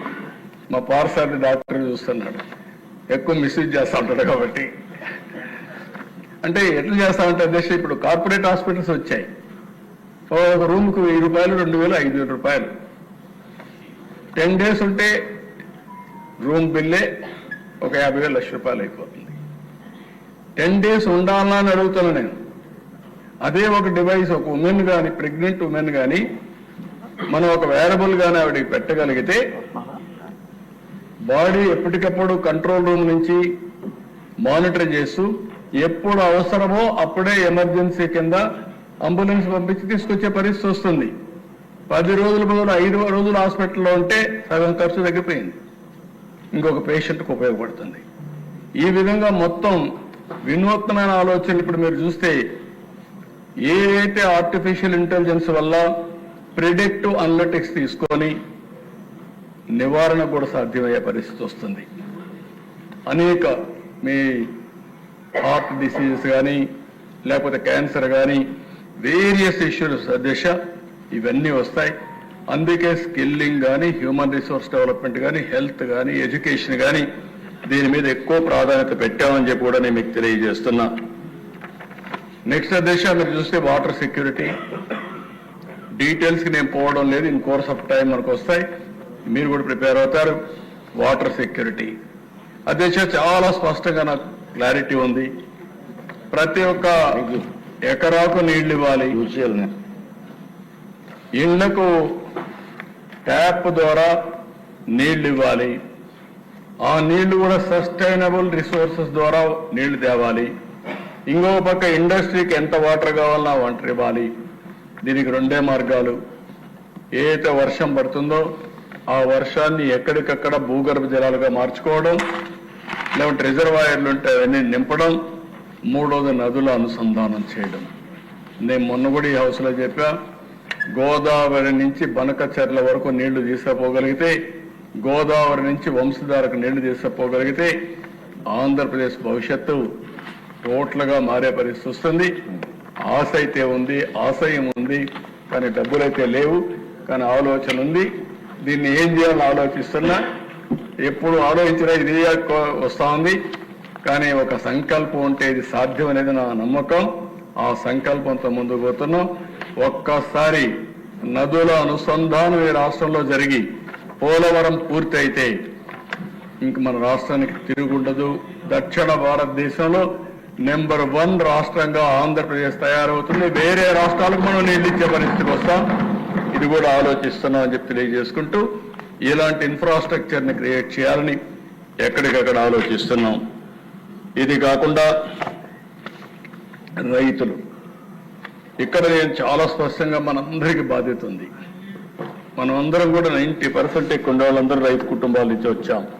తర్వాత కుటుంబాలు వ్యవస్థలు మారే, వ్యాపారస్తులు అయ్యారు, లేకపోతే డాక్టర్లు అయ్యారు, లేకపోతే ఇంకొక వేరియస్ ప్రొఫెషన్స్కి వచ్చారు. దీంట్లో నా కోరిక ఏంటంటే మ్యాక్సిమైజింగ్ ఫార్మర్స్ ఇన్కమ్స్, వ్యవసాయాన్ని సస్టైనబిలిటీ తీసుకురావాలి.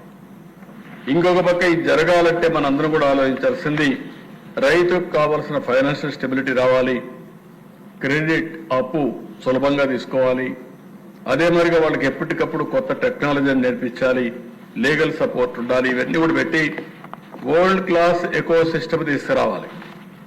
హై అండ్ ప్రాసెసింగ్ ఉండాలి, స్టోరేజ్ ఫెసిలిటీస్ ఉండాలి. ఈరోజు మీరు చూస్తే హార్టికల్చర్లో 30-40% వేస్ట్ అయ్యే పరిస్థితి వస్తుంది. ఈ వేస్ట్ అంతా కూడా నివారించగలిగితే అదనపు ఆదాయం వస్తుంది. అలాంటి చాలా ఆలోచిస్తున్నాం. మన రాష్ట్రంలో దేశ AP community managed natural farming initiative తీసుకున్నాం. ఇది చాలా వరకు సక్సెస్ అవుతా ఉంది. ప్రపంచం అంతా ఆసక్తిగా చూస్తున్నారు. దీనివల్ల ఖర్చు తగ్గించడం, సాయిల్ హెల్త్ కండిషన్ మెరుగుపరచడం, క్లైమేట్ కూడా మార్పులు తీసుకురావడానికి ఉపయోగపడుతున్నాయి. మొన్న ఈ తుఫాన్లో మీరు చూస్తే ఎక్కడైతే నేచురల్ ఫార్మింగ్ ఉండేది ఇక్కడ డ్యామేజ్ తక్కువైంది, నేచురల్ ఫార్మింగ్ లేనిది ఇక్కడ ఎక్కువ డ్యామేజ్ అయింది. అంటే ఆ పంట కూడా రెసిస్టెన్స్ చేయగలుగుతా ఉంది. మామూలుగా మనం చూస్తూ ఉంటాం, ఒకప్పుడు నాటుకోడి ఉంటే ఇప్పుడంతా కూడా పౌల్ట్రీస్ వచ్చాయి. ఆ నాటుకోడికి ఇప్పుడు డిమాండ్ ఉంది. ఎందుకంటే దట్ ఆటోమేటిక్గా ఆ స్ట్రెంగ్త్ వేరే. అలాంటివన్నీ ఇప్పుడు నేచురల్ ఫార్మింగ్లో వచ్చే పరిస్థితి వచ్చింది. ఇంకో పక్కన రాష్ట్రంలో అక్వా కల్చర్, హార్టికల్చర్ పెద్ద ఎత్తున చేయాలని, ఇంకో పక్క 100% usage of clean energy for farming solutions, solar pump sets ఇవన్నీ పెట్టాలని, అవసరమైతే కార్బన్ ఎమిషన్స్ బెనిఫిట్ కూడా వాళ్ళకి ఇద్దామని. అంటే ఎవరైతే 100% ఎలక్ట్రిసిటీ సోలార్ కుసుమ్ ద్వారా చేసుకుంటే వాళ్ళకు ఫ్రీగా మనం పెట్టించి తద్వారా వాళ్ళని ప్రోత్సహించగలిగితే చాలా వరకు ఉపయోగపడుతుంది. ఆ కరెంట్ ఇంటికి వాడుకుంటారు, లేకపోతే వాహనాలు ఉంటే ఛార్జింగ్ ఉపయోగించుకుంటారు, ముందుకు పోయే పరిస్థితి వస్తుంది. ఇవన్నీ కూడా ఇది కాకుండా మొత్తం డీప్ టెక్ అండ్ మెకనైజేషన్, ఈ రెంట్కి కూడా ప్రాధాన్యత ఇస్తాం రైతాంగానికి. ఇందులో ఏఐ, ఐఓటీ, డ్రోన్స్, రోబోటిక్స్ ఏవైతే ఉన్నాయో అవన్నీ కూడా ఉపయోగించుకుని ఇప్పటికే చాలా వరకు మనం చూస్తే యూస్ కేసెస్ కూడా కొన్ని తయారు చేస్తున్నాం. అవి కూడా నేను చెప్తాను. ఒక డ్రోను పెస్ట్ని ఐడెంటిఫై చేసి ప్రీషన్ అగ్రికల్చర్లో ఎక్కడ పెస్ట్ ఉందో అక్కడే ముందు కొట్టే పరిస్థితి వస్తూ ఉంది. ఇలాంటి వినూత్నమైన అన్ని వస్తున్నాయి. క్రాప్ ఎస్టిమేట్ చేయడం, అనలైజ్ చేయడం, దానిపైన ఏ విధంగా ప్రిపేర్నెస్ రావాలి అవన్నీ వస్తాయి. మొత్తం రియల్ టైంలో అసెస్ చేసే పరిస్థితి వస్తుంది. ఇంకొక పక్కన గ్లోబల్ మార్కెట్స్ హబ్గా మన రాష్ట్రం తయారయ్యే అవకాశం ఉంది. ఈరోజు మన దగ్గర తయారయ్యే అక్వా కల్చర్ ప్రపంచం అంతా వెళ్తా ఉంది. నెంబర్ 1 ఇండియాలోనే నెంబర్ 1గా ఉన్నాం. ప్రపంచానికి అక్వా కల్చర్ సప్లై చేసే పరిస్థితికి వచ్చాం. ఈరోజు హార్టికల్చర్లో ప్రపంచానికి ఒక హబ్గా తయారయ్యే పరిస్థితి వస్తుంది. వీటికన్నిటి కూడా ఇంకో పక్కన మీరు చూస్తే స్పెషలైజ్డ్ హబ్స్ తయారు చేసి అక్వాకల్చర్కి, హార్టికల్చర్కి, మ్యాంగోస్కి, బనానాస్కి, చిల్లీస్, అరకు కాఫీ,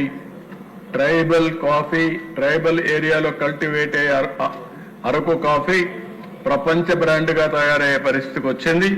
చాలా వరకు దాన్ని ఇంకా ముందు తీసుకునే అవకాశం ఉంది. స్పైసెస్, ఆయిల్ సీడ్స్ మన దగ్గర మీరు చూస్తే ఏదైతే పామ్ ఆయిల్ ఉందో దేశంలో పండించే పామ్ ఆయిల్లో మన దగ్గరనే ఎక్కువ వస్తుంది, ఎక్కువ దిగుబడి కూడా వస్తుంది. ఈ అడ్వాంటేజెస్ ఉపయోగించుకో మనం ముందుకు పోవాల్సిన అవసరం ఉంది. ఇవన్నీ ఉపయోగించుకొని రైతాంగానికి పూర్తిగా హెల్ప్ చేయడం కోసం ఏమేం చేయాలనో అవన్నీ చేస్తామని చెప్పి కూడా నేను మీకు తెలియజేస్తున్నాం. మీరు కూడా ఆలోచించండి, మీకు కూడా అనుభవం ఉంటుంది. మీరు పోయినప్పుడు రైతుకు సమస్య ఉండడమే కాకుండా ఆ సమస్యకు పరిష్కార మార్గం టెక్నాలజీ జోడించి నాలెడ్జ్ని జోడించి ఏ విధంగా పరిష్కారం చేయగలుగుతాం వస్తే అవన్నీ వర్కౌట్ చేద్దామని చెప్పి కూడా నేను మీకు తెలియజేస్తున్నా. ఇంకో పక్కన గ్లోబల్ బెస్ట్ లాజిస్టిక్స్. ఈరోజు మీరు చూస్తే నేషనల్ హైవేస్ అన్నీ ఉన్నాయి, స్టేట్ హైవేస్ అన్ని లింక్ చేయాలి. ఇంకో పక్కన దీనివల్ల లాస్ట్ మైల్ అన్ని కూడా మనం చేయగలుగుతాం. నేషనల్ హైవేస్ బాగున్నాయి, విలేజ్లో సిమెంట్ రోడ్స్ వస్తున్నాయి, కానీ మధ్యలో ఉండే స్టేట్ హైవేస్ కానీ పంచాయతీ రోడ్స్ కానీ సరిగా లేవు. అది విలేజ్ నుంచి మార్కెట్ కానీ మండలానికి కానీ అడ్మినిస్ట్రేటివ్ కానీ ఎయిర్పోర్ట్ కానీ రైల్వే స్టేషన్ కానీ మనం కనెక్ట్ చేయగలిగితే వస్తువుల రవాణా లేకుంటే ప్యాసింజర్స్ పోవడానికి ఈజీ అవుతుంది. దీన్ని కూడా ఆలోచిస్తాం. రోడ్ నెట్వర్క్ పర్ఫెక్ట్ గా చేయాలని ఆలోచన ఉంది. దీన్ని లాజికల్ గా మనం తీసుకుపోవాల్సిన అవసరం ఉంది. ఇంకో పక్కన రైల్ నెట్వర్క్ కూడా మనం డెవలప్ చేసుకోవాలి. ఈరోజు ఏదైతే కలకత్తా నుంచి చెన్నై మనకు బ్రాడ్ గేజ్ ఉంది, 2 lanes ఉన్నాయి. మొన్నే మినిస్టర్ గారు చెప్పారు 2 lanes ని రోడ్స్ మారిగానే 4 lanes చేయడానికి ఒక ప్రణాళిక తయారు చేశారు. 4 lanes వస్తే అప్పుడు లోకల్ ట్రైన్స్ వస్తాయి, ఎక్స్ప్రెస్ ట్రైన్స్ వస్తాయి. అప్పుడు ఈజీగా రైలు కూడా నెట్వర్క్ చేసుకోగలిగితే కాస్ట్ చాలా తగ్గే పరిస్థితి వస్తుంది. ఇది కూడా వర్కౌట్ చేస్తున్నాం అని చెప్పి నేను మీకు తెలియజేస్తున్నా. ఇంకో పక్కన దిశ పోర్టులు ఉన్నాయి. ఈస్ట్ కోర్టులో మనం సెంట్రల్ ప్లేస్ లో ఉన్నాం. మ్యానుఫ్యాక్చరింగ్ హబ్ గా తయారు చేసుకునే అవకాశం ఉంది. అందుకే ఒక 2 మెగా పోర్టుల్ని ఇంకా మిగిలిన పోర్టులు అనుసంధానం చేసుకోగలిగితే ఈస్ట్ కోస్ట్ లో ఇండియాలో లాజిస్టిక్స్ హబ్ గా ఆంధ్రప్రదేశ్ తయారవుతున్న దిశ. ఇప్పటికే 3 ఎయిర్పోర్ట్లు ఉన్నాయి, ఇంకా ఎక్కువ ఉన్నాయి. మెయిన్ ఎయిర్పోర్ట్లు విశాఖపట్నం, అమరావతి, తిరుపతి ఇంటర్నేషనల్ ఎయిర్పోర్ట్స్ గా తయారు చేసుకునే అవకాశం ఉంది. అదే మరి ఇంకొక 5, 10 ఎన్ని అవసరమైతే అన్ని ఎయిర్పోర్ట్లు మనం ఏర్పాటు చేసుకుంటే కనెక్టివిటీ మెరుగుపడుతుంది. దానికి కూడా వర్కౌట్ చేస్తున్నా అని చెప్పి కూడా నేను మీకు తెలియజేస్తున్నా. ఇంకో పక్కన స్పెషలైజేషన్ కింద ఏదైతే ఎయిర్పోర్ట్లో విశాఖపట్నంలో మళ్ళీ ఒక సివిల్ ఏవియేషన్ యూనివర్సిటీ పెట్టుకోగలిగితే దేశంలో ఎక్కడన్నా ఉద్యోగాలు కావాలంటే వీళ్ళని ట్రైన్ చేసి ఇచ్చే పరిస్థితి వస్తుంది. ఎంఆర్ఓ ఫెసిలిటీస్ పెడుతున్నాం, అంటే విమానాలు రిపేర్ చేయడానికి ఒక కేంద్రాలు పెట్టుకొని మనం ముందుకు పోయే అవకాశాలు ఉన్నాయి. ఈ విధంగా ఉపాధి కల్పించడానికి, ఎకానమీ అభివృద్ధి చేయడానికి ఏమేమి అవకాశాలు ఉన్నాయో అన్ని ఆలోచిస్తున్నాం అని చెప్పి కూడా నేను మీకు తెలియజేస్తున్నాను. అదే మరిగా దిశ ఎప్పుడో బ్రిటిష్ వాళ్ళు ఎక్కడి నుంచి మన కాకినాడ నుంచి చెన్నై వరకు వాటర్ వేస్ ఆ పుట్టలో పెట్టారు, బకింగ్హామ్ కెనాల్. అవన్నీ పూడిపోయినాయి. మళ్ళీ రివైవ్ చేసుకుంటే అన్నింటికంటే కాస్ట్ ఎఫెక్టివ్ వాటర్ వేస్ లో వచ్చే ట్రాన్స్పోర్టేషన్. ఇది కూడా మనం రివైవ్ చేసుకోవాల్సిన అవసరం ఉంది. ఇంకో పక్కన 2 కోస్టల్ ఎకనామిక్ జోన్స్ పెట్టాం, మల్టీ మోడల్ లాజిస్టిక్స్ పార్క్స్ పెడుతున్నాం, ఓపెన్ ట్రేడ్ పాలసీ. ఈ రోజు మీరు చూస్తా ఉంటే ఎక్కడికక్కడ డిజిటల్ కమ్యూనికేషన్ బాగా పెరిగిపోయే పరిస్థితికి వచ్చింది. కొన్ని ఆన్లైన్ ట్రేడింగ్ కూడా చాలా వచ్చే పరిస్థితి వచ్చింది. ఇలాంటివన్నీ కూడా మనం చూసినప్పుడు మనం ఒక పక్కన ఇవి చేస్తూనే ప్రతి ఒక్క ఇంటికి డిజిటల్ కమ్యూనికేషన్ ఉండాల్సిన అవసరం ఉంది. 4G వచ్చింది, 5G వచ్చింది, టుమారో 6G రావచ్చు. ఎంత కావాలనో అంత కనెక్టివిటీ ఇవ్వగలిగితే, బ్యాండ్విడ్త్ ఇవ్వగలిగితే ఎక్కడున్న డిస్టెన్స్ పెద్ద లొకాలిటీ పెద్ద కష్టం కాదని చెప్పి కూడా నేను మీకు తెలియజేస్తున్నా. ఇది కాకుండా దేశం ఇంతవరకు నేను చెప్పాను ఏదైతే ఎనర్జీ మీద ఈ పాలసీ కింద దిశ మీరు ఒకసారి చూస్తే సోలార్, విండ్, పంప్డ్ ఎనర్జీ ఇది రియాలిటీ. ఆంధ్రప్రదేశ్ కొన్ని అడ్వాంటేజెస్ ఉన్నాయి. దీనివల్ల గ్రీన్ ఎనర్జీ హబ్ గా తయారైంది. నిన్న కూడా మీరు చూశారు ఎన్టీపీసీ ముందుకొచ్చి మన జెన్కో జాయింట్ వెంచర్ పెట్టి 50-50 1,80,000 కోట్ల రూపాయలు ఖర్చు పెట్టడానికి, పెట్టుబడులు పెట్టడానికి ముందుకొచ్చారు. ఈ నెల 29వ తారీఖున నరేంద్ర మోడీ గారి నాయకత్వంలో ఫౌండేషన్ కూడా వేస్తున్నామని చెప్పి కూడా నేను మీకు తెలియజేస్తున్నా. అంటే ఏ విధంగా ఈరోజు గ్రీన్ ఎనర్జీ ముందుకు పోతుందో ఒక ఉదాహరణ. అందుకనే మనం ఒకటే ఆలోచిస్తున్నాం, ఆంధ్రప్రదేశ్ని గ్రీన్ ఎనర్జీ, గ్రీన్ హైడ్రోజన్ హబ్గా తయారు చేయాలని. మీరు గుర్తుపెట్టుకోవాల్సింది ప్రపంచం మొత్తం ఎన్విరాన్మెంట్స్ అంతా కూడా బాగా డిస్టర్బ్ అయ్యే పరిస్థితి వస్తూ ఉంది. ఈరోజు వేడి పెరిగే పరిస్థితి వస్తూ ఉంది. వాతావరణ మార్పులు మనకే కనపడుస్తున్నాయి. వర్షాలు సకాలంలో పడడం లేదు. పడితే మనం చూస్తే క్లౌడ్ బరస్ట్లు అవుతున్నాయి. ఒకే దిక్కడ పడిపోతున్నాయి. 40-50 సెంటీమీటర్లు రెయిన్ఫాల్ పడే పరిస్థితి వస్తూ ఉంది. ఇవన్నీ కూడా బ్యాలెన్స్ చేయాలంటే రాబోయే రోజుల్లో గ్రీన్ ఎనర్జీ చాలా ముఖ్యం. గ్రీన్ ఎనర్జీ కారిడార్స్ కూడా వస్తున్నాయి. దిశ డెడికేటెడ్ లైన్స్, ట్రాన్స్మిషన్ లైన్స్ వచ్చే పరిస్థితి వస్తూ ఉంది. ఇవన్నీ ఉపయోగించి నేను డెమోక్రటైజేషన్ ఆఫ్ పవర్ జనరేషన్ అంటున్నా. ఎవరు కావాలంటే కరెంటు వాళ్లే ఉత్పత్తి చేసుకోవచ్చు. వాళ్ళ ఇంటి మీద, పొలం దగ్గర, ఇంటి పక్కన భూమి ఉంటే అక్కడ కానీ ఉపయోగించుకొని వాళ్ళు కరెంట్ ఎంత కావాలంటే వాడుకోవచ్చు. మిగిలిన కరెంటు గ్రిడ్కి ఇవ్వచ్చు. వాళ్ళకు అవసరం మళ్ళా తీసుకోవచ్చు. లేకుంటే వాళ్లే బ్యాటరీ పెట్టుకుని దాన్ని ఛార్జ్ చేసుకొని వాళ్లే పోవచ్చు. ఇంటి దగ్గరనే మీ స్కూటర్ కానీ, కారు కానీ, ట్రాక్టర్ కానీ, ఆటో కానీ మీరు ఛార్జ్ చేసుకునే ఫెసిలిటీ వస్తుంది. ట్రాన్స్పోర్టేషన్ అంతా మారుతుంది. ఇంకో పక్కన మీరు ఒకసారి చూస్తే ఇందులో కూడా దిశ బయోఫ్యూయల్స్ వస్తున్నాయి. ఇలాంటి వినూత్నమైన కార్యక్రమాలు ఒకటి కాదు, చాలా వరకు మనం చూస్తూ ఉంటే ఈ గ్రీన్ ఇన్నోవేషన్ లో చాలా పెద్ద ఎత్తున ముందుకు పోతున్నాం. ఈ పవర్ లోనే చాలా మార్పులు వస్తాయి. మీకు ఇంత మునుపు మనం వాడేదంతా కూడా పెట్రోల్, డీజిల్ వాడాం. ఇప్పుడంతా ఎలక్ట్రికల్ వెహికల్స్ వచ్చేస్తున్నాయి. ఒకప్పుడు థర్మల్ తోనే కరెంట్ వచ్చేది, హైడల్ తో కరెంట్ వచ్చేది. ఇప్పుడు అనేక విధాలుగా గ్రీన్ ఎనర్జీ ఉత్పత్తి చేసుకునే పరిస్థితికి వెళ్తున్నాం. దీన్ని అందరూ కానీ మనం కానీ ప్రమోట్ చేయగలిగితే ఆంధ్రప్రదేశ్ రాష్ట్రం గ్రీన్ ఎనర్జీ హబ్గా, గ్రీన్ హైడ్రోజన్ హబ్గా తయారవుతుంది. నేను ఆలోచించే విధానం కాస్ట్ తగ్గించాలి అనే ఉద్దేశంతో ముందుకు పోతున్నాం. ఏ విధంగా కరెంట్ వాడినా, లేకుంటే డీజిల్ వాడినా, పెట్రోల్ వాడినా ఎంత ఎఫెక్టివ్ గా కాస్ట్ తగ్గుతూ వాడతామో అది వర్కౌట్ చేస్తున్నాం. ఇంకో పక్కన దేశం ముందే చెప్పాను, ఇండస్ట్రీ పెద్ద ఎత్తున పెట్టుబడులు వచ్చేదానికి ప్రారంభమైనాయి. కానీ ఇంకా మనం చేయాల్సి చాలా ఉంది. ఆ నమ్మకాన్ని క్రియేట్ చేశాం. కానీ ఆ నమ్మకంతో కొద్దిగా వచ్చే పరిస్థితికి వచ్చారు. ఇంకా ఇన్ఫ్రాస్ట్రక్చర్ అంతా క్రియేట్ చేసి అగ్రికల్చర్ ప్రోడక్ట్ కానీ, ఇండస్ట్రీలో తయారయ్యే ప్రోడక్ట్ కానీ, సర్వీసెస్ ద్వారా వచ్చే ప్రోడక్ట్ కానీ ఒక నమ్మకం కలిగించాలి. ప్రోడక్ట్ పర్ఫెక్షన్ రావాలి, బ్రాండ్ ఉండాలి, రిలయబిలిటీ ఉండాలి. ఒక్కసారి మన ప్రోడక్ట్స్ అన్ని ఇండియా ప్రోడక్ట్స్ కూడా మీరు చూస్తే దేశ ఇవన్నీ లోకల్ ప్రోడక్ట్స్ అయిపోయినాయి, చాలా ఇదిగా ఉన్నాయి. అట్లా కాకుండా భవిష్యత్తులో ప్రోడక్ట్ పర్ఫెక్షన్ తీసుకొచ్చి గ్లోబల్ బ్రాండ్స్ కానీ మనం ఎస్టాబ్లిష్ చేయగలిగితే that will be the game changer. దానికోసం ఈసారి ఫస్ట్ టైం మీరు చూస్తే ఇన్సెంటివ్స్ ఇచ్చే దాంట్లో కూడా ప్రోడక్ట్ పర్ఫెక్షన్ కి ఇన్సెంటివ్స్ ఇచ్చాము. అధ్యక్ష, ఒక ఇండస్ట్రీలో రా మెటీరియల్, ఇంకొక ఇండస్ట్రీలో ఫైనల్ ప్రోడక్ట్, ఇంకొక ఇండస్ట్రీలో రా మెటీరియల్ తయారు చేయడానికి ఓవరాల్ గా పెద్ద ఎత్తున దీనికి శ్రద్ధ పెడుతున్నాం. ఎక్స్పర్ట్స్ మాట్లాడుతున్నాం. అందరిని ఇన్వాల్వ్ చేసి ప్రోడక్ట్ పర్ఫెక్షన్కి వెళ్తాం. బ్లూ ఓషన్ ఎకానమీ, మనకు సముద్రం ఉంది. సముద్రాన్ని ఇంకా మనం ఉపయోగించుకోలేదు. బోలెడన్ని ఉపయోగాలు ఉన్నాయి. సముద్రంలో సంపద ఉంది. ఆ సంపదను ఉపయోగించుకుంటే భవిష్యత్తుకు బ్రహ్మాండంగా పనిచేస్తుంది. అది కూడా ఎగ్జామిన్ చేస్తున్నాం.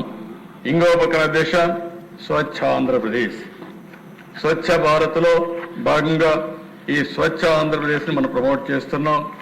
ఇది మీ గ్రామాల్లో మీరు చూస్తున్నారు. ఒకప్పుడు ఆడబిడ్డలు మరుగుదొడ్డికి పోవాలంటే మరుగుదొడ్లు లేకుండా తెల్లవారితో నిద్రలేసి ఎవరూ లేనప్పుడు రోడ్డు పక్కన మరుగుదొడ్డికి పోయే పరిస్థితి. ఎవరన్నా వాహనాల్లో వచ్చి లైట్లు వేస్తే అవమానంగా ఫీల్ అయ్యే పరిస్థితి. ఆ రోజు నేను ఆలోచించా, ఆడబిడ్డల ఆత్మ గౌరవాన్ని పెంచాలనే ఉద్దేశంతోనే ఆడబిడ్డల ఆత్మ గౌరవం పేరుతో ప్రతి ఒక్క ఇంటికి మరుగుదొడ్డిచ్చాం. ఆ తర్వాత స్వచ్ఛ భారత్ రిపోర్టు కూడా నేనే ఇచ్చాను. దగ్గర 15 మంది ముఖ్యమంత్రులతో ఆ రోజు రాసి ఇచ్చాం. గవర్నమెంట్ ఆఫ్ ఇండియా ఒక బ్రహ్మాండంగా ఒక డిపార్ట్మెంట్ క్రియేట్ చేసి స్వచ్ఛ భారత్ నిధులు ఇచ్చే పరిస్థితికి వచ్చారు. మన రాష్ట్రంలో వస్తే 83 లక్షల మెట్రిక్ టన్నులు చెత్తంతా రోడ్ల మీద పేరుకుపోయే పరిస్థితి వచ్చింది. అది క్లీన్ చేయాల్సిన అవసరం ఉంది. వేస్ట్ ఎనర్జీ ప్లాంట్లు పెట్టాం, అవన్నీ నిలిపేసే పరిస్థితికి వచ్చారు. ఒక 2 పని చేస్తున్నాయి. ఇంకో పక్క ఊర్లలో మీరు చూస్తే మీకు ఎక్కడ పోయినా కనపడుస్తూ ఉంటాయి. వేస్ట్ కాంపోస్ట్ షెడ్లు కట్టాం. అక్కడనే రీసైక్లింగ్, కాంపోస్ట్ కన్వర్షన్, దాన్ని మళ్లీ పొలాలకు వాడడం, వాళ్ళు ఆ ఊర్లో ఉపయోగపడకపోతే మార్క్ ఫెడ్ ద్వారా కొని ఎక్కడ కావాలంటే అక్కడ అమ్మే బాధ్యత కూడా వాళ్ళకి అప్పచెప్పాం. ఇవన్నీ చేస్తే అధ్యక్ష వ్యవస్థను పూర్తిగా సర్వనాశనం అయిపోయింది. మళ్ళీ నేను ఒకటే చెప్తున్నా, స్వచ్ఛ భారత్, స్వచ్ఛ ఆంధ్రప్రదేశ్ మనందరి కళ. రాబోయే రోజు ఒక లెగసీగా తయారు కావాలి. నేను జపాన్కి పోతే అధ్యక్ష ఎక్కడ చెత్తే కనపడదు, ఎక్కడ కాగితమే కనపడదు. ఎక్కడన్నా కాగితం కనపడిస్తే ఆ కాగితం తీసుకుని జోబులో పెట్టుకొని ఇంటికి పోయి డస్ట్బిన్లో వేస్తాను. ఆ కల్చర్ రావాలని కోరుకుంటున్నా. అది వస్తే ఈ రాష్ట్రంలో చాలా సమస్యలకు పరిష్కారం వస్తుంది. రెండవది ఆలోచన విధానం కూడా మారాలి. మనం అందరం కూడా తెల్లవారితో నిద్రలేస్తే నిన్న కూడా నేను చెప్పాను అధ్యక్ష, మనం టూరిజం రావాలనుకుంటున్నాం, ఇండస్ట్రీ రావాలనుకుంటున్నాం. ఇక్కడ మోసాలు చేస్తాం, తప్పులు చేస్తాం, బెదిరిస్తామంటే ఎవరు వస్తారు అధ్యక్ష? ఇక్కడ ఎవరు రారు. అందుకే మన ఆలోచన విధానంలో కూడా మార్పు రావాలి. నీతి నిజాయితీగా ఉండాలి, వర్క్ కల్చర్ ఉండాలి. చెప్పిన పని చేసినట్టే ఉండే పరిస్థితి వస్తేనే ఇవన్నీ సాధ్యమవుతాయి. అందుకే స్వచ్ఛ ఆంధ్రప్రదేశ్ యొక్క దీన్ని మళ్ళా ఒక ఉద్యమ స్ఫూర్తితో తీసుకుపోతాం. నేను కూడా ఒకప్పుడు, ఇప్పుడు కాకుండా సమైక్య ఆంధ్రప్రదేశ్లోనే నెలకొక్క రోజు, ఆ రోజు మీరు చూస్తే క్లీన్ అండ్ గ్రీన్ పెట్టాం. పచ్చదనం పరిశుభ్రం అనే కార్యక్రమం పెట్టి క్యాంపెయిన్ మోడ్లో తీసుకెళ్ళాం. మళ్ళీ అవసరం స్వచ్ఛ ఆంధ్రప్రదేశ్ని ఒక క్యాంపెయిన్ మోడ్లో తీసుకుపోతామని చెప్పి కూడా నేను మీకు తెలియజేస్తున్నాను. ఇది కాకుండా అధ్యక్ష last 10th point, deep tech. ఒకప్పుడు లిటరసీ గురించి మాట్లాడేవాడు, తర్వాత డిజిటల్ లిటరసీ గురించి మాట్లాడాం. ఇప్పుడు రాబోయే రోజుల్లో టెక్నాలజీ పెనిట్రేషన్ గురించి మాట్లాడుతున్నాం. డేటా అంతా కూడా, నాలెడ్జ్ అంతా క్లౌడ్లో ఉంది. రియల్ టైం డేటా అంతా కూడా మీరు చూస్తే శాటిలైట్ ద్వారా వస్తుంది, లేకపోతే డ్రోన్ ద్వారా వస్తుంది, సీసీటీవీ కెమెరాల ద్వారా వస్తుంది, సెల్ ఫోన్ ద్వారా వస్తుంది, ఐఓటీస్ ద్వారా వస్తుంది, వేరబుల్స్ ద్వారా వస్తుంది, రియల్ టైం డేటా వస్తుంది. ఈ రెండు కానీ పెనిట్రేట్ చేసే దిశ మీరు కానీ చేయగలిగితే ప్రిడిక్టివ్ అనలిటిక్స్ రియల్ టైంలో వచ్చి ఆటోమేటిక్గా సొల్యూషన్ కూడా రియల్ టైంలో తీసుకునే పరిస్థితి వస్తుంది. నేను అందుకే ఒక కేస్ స్టడీ కింద చెప్పాను. ఈరోజు చాలా పెద్ద ఎత్తున మీరు చూస్తే డేటా వల్ల చాలా లాభాలు వస్తున్నాయి. భవిష్యత్తులో డేటా వెల్త్ దిశ, ఇది సంపద. ఎంత డబ్బులు మీ దగ్గర ఉందనేది కాదు, ఎంత డేటా మీ దగ్గర ఉందనేది చాలా ముఖ్యం. ఆ డేటా కూడా అక్యురసీ ఉండాలి. ఇలాంటి గార్బేజ్ ఉంటే టెక్నాలజీలో గార్బేజ్ ప్రొడ్యూస్ అవుతుంది. కానీ ఏదైతే క్వాలిటీ డేటా ఉంటే అనలిటిక్స్ ఉపయోగిస్తే మీకు అనలిటిక్స్ వల్ల వండర్ చేసే పరిస్థితి వస్తుంది. అందుకే మొన్నే ఒకసారి ఐఐటి చెన్నై వచ్చారు, మెడ్రాస్ వచ్చారు. వాళ్ళు చాలా హ్యాపీగా ఫీల్ అయ్యారు. మేమంతా డీప్ టెక్నాలజీ ఇన్స్టిట్యూట్ పెడదాం, మేము కూడా పనిచేస్తాం, మీ ఆలోచనలు బాగున్నాయి, తప్పకుండా చేద్దామనే పరిస్థితికి వచ్చారు. నా ఆలోచన ఒక రాబోయే రోజుల్లో అగ్రిటెక్, అగ్రికల్చర్లో టెక్నాలజీ, మెడిటెక్, మెడికల్లో టెక్నాలజీ, పవర్లో టెక్నాలజీ. దీనివల్ల కాస్ట్ రెడ్యూస్ చేసే అవకాశం వస్తుంది, వినూత్నంగా సొల్యూషన్స్ వచ్చే అవకాశం వస్తుంది. ఈరోజు మనం అందరూ ఇక్కడ ఉన్నాం. 164 మందిలో 164 ఆలోచనలు ఉంటాయి. ఎఫిషియన్సీలో కూడా డిఫరెన్స్ ఉంటుంది, నాలెడ్జ్లో డిఫరెన్స్ ఉంటుంది. టెక్నాలజీ 80-90% అందరి ఆలోచనలు, బెస్ట్ ఆలోచనలు తీసుకొని సొల్యూషన్ ఇస్తే మనం దాన్ని ఫాలో అయితే మన నిర్ణయాలు 90% కరెక్ట్గా ఉండే పరిస్థితి వస్తుంది. అదే భవిష్యత్తులో టెక్నాలజీ చేయబోయే పని. రెండోది, ఈరోజు డ్రోన్స్ చూస్తున్నాం. 20 మంది మందు కొట్టేది ఒక డ్రోన్ కొట్టేసే పరిస్థితి వస్తూ ఉంది. అనవసరంగా మందు, ఒకప్పుడైతే మందుల షాప్ వాళ్ళు చెప్తే ఆ మందు తీసుకొచ్చి కొట్టేవాళ్ళు. ఏ మందు కొట్టాలంటే ఆయన చెప్పేవాడు, నేను కొట్టేవాడు. 2 సార్లు 3 సార్లు కొట్టి అప్పులు పాలైపోయేవాళ్ళు. ఈరోజు అధ్యక్ష అవన్నీ పోయినాయి.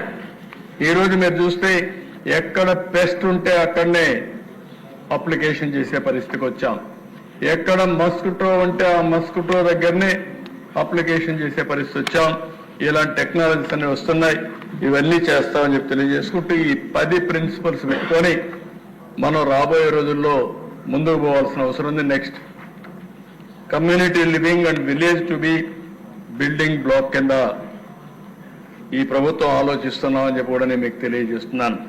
ఇక్కడ చూసినప్పుడు దేశ equitable access to clean water, power అవన్నీ ఇచ్చి ప్రైమరీ హెల్త్ ఇవన్నీ ప్రమోట్ చేసి గ్రీన్ ఎనర్జీ ఇవన్నీ ఉపయోగించుకుని బ్యాంకింగ్ సర్వీస్ అన్ని పెట్టి అదే మరిగా prevention of local traditions, community centres for cultural, social and economic యాక్టివిటీస్ని క్రియేట్ చేయడం, గ్రామాల్లో ఇవన్నీ మనం క్రియేట్ చేయగలిగితే చాలా వరకు ఆ గ్రామ స్వరూపమే మారే పరిస్థితి వస్తుంది. 100% రోడ్డు కనెక్టివిటీ పెట్టడం, అదే మరి రోడ్లు కానీ నీట్గా వేసి ఆ వాతావరణం క్రియేట్ చేస్తే అక్కడి నుంచే పనిచేసుకునే పరిస్థితి వస్తుంది. ఇంకో పక్కన దిశ ఎక్కడికక్కడ మనం చూసినప్పుడు ఈ డిజిటల్ కనెక్టివిటీ ఇవన్నీ కానీ ఇవ్వగలిగి విలేజ్ యాజ్ ఏ యూనిట్ తీసుకొని, నేను అక్కడ ఫ్యామిలీ యాజ్ ఏ యూనిట్ అన్నాను, ఆ తర్వాత ఇక్కడికి వచ్చినప్పుడు విలేజ్ యాజ్ ఏ యూనిట్ వాళ్ళకు కావాల్సిన అన్ని ఫెసిలిటీ, డ్రైనేజ్ ప్రాపర్గా ఉండడం, సిమెంట్ రోడ్ వేయడం, కరెంట్ స్ట్రీట్ లైట్స్ పెట్టడం, రోడ్లు ప్రాపర్గా ఉండడం, వాళ్ళ మార్కెటింగ్ పోవాలిటీ చేయడం, అక్కడి నుంచి ఎకనామిక్ యాక్టివిటీకి ముందుకు పోతామని చెప్పి కూడా నేను మీకు తెలియజేస్తున్నా. ఇది చేసి సీనియర్ సిటిజన్స్ కూడా సెల్ఫ్ హెల్ప్ గ్రూపులు పెట్టి వాళ్ళను కూడా ఎకనామిక్ గా డెవలప్ చేయాల్సిన అవసరం ఉంది. అధ్యక్ష, ఈరోజు నేను ప్రమోట్ చేసేది మీకందరూ కూడా గుర్తుపెట్టుకోవాల్సింది, మనిషి బ్రతికినంత వరకు పనిచేస్తే ఫిజికల్ గా మెంటల్ గా స్ట్రాంగ్ గా ఉంటారు, ఓల్డ్ ఏజ్ కూడా తగ్గుతుంది. ఎప్పుడైతే మీరు రిటైర్ అవుతారో అక్కడి నుంచి మీరు సిక్ అయిపోతారు. అక్కడి నుంచి మీ మైండే ప్రిపేర్ చేస్తుంది, ఐ హ్యావ్ బికమ్ ఓల్డ్ కాబట్టి I cannot walk, I cannot work. రెండోది కూడా మీరు చూస్తున్నారు, ఈ రోజు అందరూ ఏ వయస్సులో అయినా సాయంత్రం వాకింగ్ చేసే పరిస్థితికి వచ్చారు. మార్నింగ్ 6 గంటలు నిద్రపోతే నిద్రలేస్తా నేరుగా వాకింగ్కి వెళ్తున్నారు. ఒకప్పుడు నేను ఎన్నోసార్లు చెప్తే ఎవరు వచ్చేవాళ్ళు కాదు. ఇప్పుడు ఇక్కడ కాలేజీల్లో వాకింగ్ చేయడానికి అనుమతించడం లేదు, నా దగ్గరికి వచ్చారు. It is a good sign, ఒక మార్పు వచ్చింది. అయితే ఫిజికల్ వర్క్ ఎంత ముఖ్యమో మెంటల్ స్టిమ్యులేషన్ కూడా అంతే ముఖ్యం. మైండ్ కూడా పనిచేయాలి. మైండ్ పని చేయకపోతే కొన్ని రోజుల తర్వాత మతిమరిపి వస్తుంది, ఉండే విషయాలు మర్చిపోతాం. కాబట్టి యాజ్ లాంగ్ యాజ్ మనం పర్ఫార్మెన్స్ చేయగలిగినంత వరకు సీనియర్ సిటిజన్స్ కూడా పనిచేసే పరిస్థితి రావాల్సిన అవసరం ఉంది. అలాంటి వాతావరణాన్ని క్రియేట్ చేసి రాష్ట్రంలో ఒక ఎకో సిస్టమ్ క్రియేట్ చేస్తాం, సమాజాన్ని మొత్తం ప్రిపేర్ చేస్తాం. అది పోతేనే అధ్యక్ష, ఈరోజు మీరు ఇక్కడ చూస్తే ఒక 12 ప్రిన్సిపల్స్ మళ్ళా రిపీట్ చేశాం. Universal technology enabled affordable health care, skilling and employment, employability, focused education, safe, dignified and meaningful living, nature positive approach to development, city agglomerations with every household as growth center, logistics hub for the east, industries of the future, high quality and next generation innovation hub, global agri powerhouse and farmers prosperity, premier tourism destination. This is one sector desha bhavishyattulo tourism anedi chaala employment create chestundi, chaala prosperity తీసుకొస్తుంది. ఈసారి అయితే ultimate గా 2047 కి 20% contribution GSTP tourism రావాలని కోరుకుంటున్నాం. ఇప్పుడు 4% ఉంది, దాన్ని 20% తీసుకుపోవాలని చెప్పి ఆలోచిస్తున్నాం. రెండవ దిశ real time governance with deep tech. ఈ వ్యక్తికి అన్యాయం జరగకుండా చేయాలని నా కోరిక. దీనికి కూడా ఒక ఎక్సర్సైజ్ చేస్తున్నాం. ఈరోజు పిటిషన్లు వస్తున్నాయి. ఎందుకు ఆ పిటిషన్లు వస్తున్నాయి? 2-3 రకాలుగా వస్తున్నాయి. ఒకటి financial, 2 non financial. Non financial అన్ని గవర్నెన్స్ లో జరిగే అవకతవకల వల్ల ఈ సమస్యలు వస్తున్నాయి. ఈ రోజు వచ్చే పిటిషన్ల దిశ నేను చాలా స్పష్టంగా చెప్పాను. 60-70% ల్యాండ్ రిలేటెడ్ పిటిషన్స్. మీరు పరిష్కారం చేస్తే ల్యాండ్ కొత్తగా మీరు ఇవ్వరు, అతను ల్యాండ్ అతనికి ఇవ్వాలి.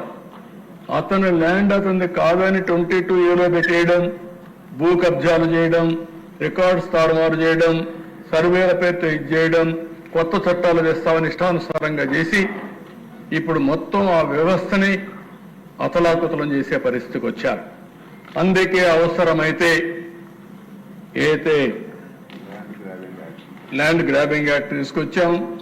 ఇంకా కొన్ని సదస్సులు పెడతాం, రెవెన్యూ సదస్సులు పెడతాం, మొత్తం వాస్తవాలు ఎస్టాబ్లిష్ చేస్తాం. వన్స్ ఫర్ ఆల్ ఆ సమస్య పరిష్కారం చేస్తే చాలా సమస్యలు పరిష్కారం అవుతాయి. జెన్యున్ పర్సన్స్ టార్గెట్ పెట్టుకొని మనం ఇచ్చే బెనిఫిట్స్ అని ఇద్దాం. ఈ రెండు చేయగలిగితే 95% అది ప్రాబ్లమ్స్ పిటిషన్లు అన్ని తగ్గుతాయి. లేకపోతే నేను ఎక్కడ పోయినా కాగితాలు ఇస్తున్నారు, మీరు ఎక్కడ పోయినా కాగితాలు ఇస్తున్నారు, ఆ కాగితాలు ఇచ్చిన తర్వాత 2 సార్లు 3 సార్లు చూసి ఏం పని కాలేదు, మీకు ఇస్తే లాభం లేదు అని మనల్ని అడిగే పరిస్థితికి వస్తున్నారు. దీనికే నేను చాలా సీరియస్గా ఆలోచిస్తున్నా. అది అయిన తర్వాత డెవలప్మెంట్ లేకపోతే ఎంపవర్మెంట్ చేయాల్సిన అవసరం ఉంది. ఇవన్నీ కూడా ఏమేం చేయాలనో ప్రభుత్వం చాలా సీరియస్గా ఆలోచిస్తున్నాం అని చెప్పి కూడా నేను మీకు తెలియజేసుకుంటున్నాను. ఇవన్నీ చేస్తూనే ఇంకొక పక్కన ఈరోజు మీరు చూస్తే ఇది అట్ ఎ గ్లాన్స్ 47 మనం ఎక్కడుంటాం అనే దానికి అవుట్కమ్స్. మనం నేను చెప్పిన 10 ప్రిన్సిపల్స్ మిగిలిన 10 మీరు చేసుకుంటూ వస్తే ఇవి మనం అచీవ్ చేయవలసిన గోల్స్. మీకు ఇప్పుడు 5,30,00,000 జనాభా ఉంది. ఇది 5,80,00,000 అవుతుంది అనుకుంటున్నాం. Social profile 100% literacy, 100% literacy as on today 72%. Economic profile 170 billion currently, అది 2.4 ట్రిలియన్ ఎకానమీ కావాలి. GSDP 2.4 trillion. అచ్చెన్నాయుడు గారు అప్పుడే పెద్దలు వాసన పని లేదు, కష్టపడితే సాధ్యం, కొంచెం కష్టపడదాం, సాధిస్తాం, దానికి ఏం చేయాలో వర్కౌట్ చేద్దాం. ఇంకో పక్కన మీరు చూస్తే life expectancy as on today 70.6, average 70.6 years బతుకుతున్నారు. అది 85 ఇయర్స్కి వెళ్తుంది. ఇంకో పక్కన female labour force participation rate as on today 45.8, అది 80% తీసుకెళ్తాం. ఇంట్లో కూర్చొని కూడా ఆడబిడ్డలు డబ్బులు సంపాదించే మార్గం చూపిస్తాం. చాలా మంది పోస్ట్ గ్రాడ్యుయేట్స్ అదే మరి ఐటీ ఇళ్ల దగ్గరుండి టైం వేస్ట్ చేస్తున్నారు. వాళ్ళకు కూడా ఏం చేయాలో చేపిస్తాం. ఇంకో పక్కన 3,200 కరెంట్లీ జిఎస్టిపి పర్ క్యాపిటా, దాన్ని 42,000 తీసుకెళ్ళాలి. పర్ క్యాపిటా 47కు చిరునామా ఏదంటే దానికి చిరునామాగా ఆంధ్రప్రదేశ్ ఉండాల్సిన అవసరం ఉంది. ఇది జరుగుతుంది. ఇది కూడా మీరు ఒకటి గుర్తుపెట్టుకోవాలి. ఇక్కడ చదువుకొని అమెరికాకు పోతే 25 ఏళ్లలో అమెరికాలో తలసరి ఆదాయం భారతీయుంది $1,20,000. $1,20,000 ఆదాయం అక్కడ వస్తే ఇక్కడ మాత్రం 3,200, 3,000 అంటే ఎన్ని రెట్లు? 40 రెట్లు. ఇక్కడ చదువుకున్న మన బిడ్డలు అమెరికాకు పోయి ఇక్కడ వాళ్ళకంటే 40 రెట్లు ఆదాయాన్ని పెంచుకున్నారంటే అది చదువుకుండే ప్రాధాన్యత. అందుకని మనం అందరం గుర్తుపెట్టుకోవాలి, సాధ్యం అసాధ్యం కాదు. ఆ డైరెక్షన్ లో మనం ముందుకు తీసుకుపోవాల్సిన అవసరం. దాంట్లో ఇప్పుడు నేను చెప్పే 42,000 47కి అప్పుడు వాళ్ళ ఆదాయం $1,20,000 కాదు, 10 లక్షలు $20,000 వచ్చేసే పరిస్థితి వస్తుంది. ఇంకో పక్కన అర్బనైజేషన్ పాపులేషన్ ఇప్పుడు 36%, దాన్ని 60% చేయాలని, అన్ఎంప్లాయ్మెంట్ రేట్ 4.1 ఇప్పుడు అది 2 రావాలని, అది కూడా ఉండకూడదని అందరూ పనిచేసే మనస్తత్వాన్ని ఏర్పాటు చేసుకోవాలి. అందుకే దానికి కూడా శ్రద్ధ పెడతాం. ఎక్స్పోర్ట్స్ ఈరోజు $19.3 బిలియన్ ఈరోజు, అది 450కి తీసుకుపోవాలనేది ఉద్దేశం అని చెప్పి కూడా నేను మీకు తెలియజేస్తున్నా. ఇది బ్రాడ్గా కంట్రోల్స్ పెట్టుకున్నాం. ఇవన్నీ కూడా సోషల్ ఇండికేటర్స్, ఎకనామిక్ ఇండికేటర్స్ అన్నీ వచ్చాయి. దీన్ని ఏ విధంగా తీసుకుపోవడానికి మనం ఆలోచిస్తాం. ఇప్పుడే మీరు చూస్తే చాలా పాలసీలు తీసుకొచ్చాం. నేను ఎప్పుడూ చెప్తాను, ఒక పబ్లిక్ పాలసీ ట్రాన్స్ఫార్మ్స్ ఫ్యూచర్. ఒక పబ్లిక్ పాలసీ జీవితాలను మారుస్తుంది, దేశాల భవిష్యత్తును మారుస్తుంది. పాలసీ ఉంటేనే చాలదు, ఆ పాలసీని అమలు చేసే నాయకత్వం కావాలి. అవన్నీ చేయగలిగితే ఏదైనా సాధ్యం.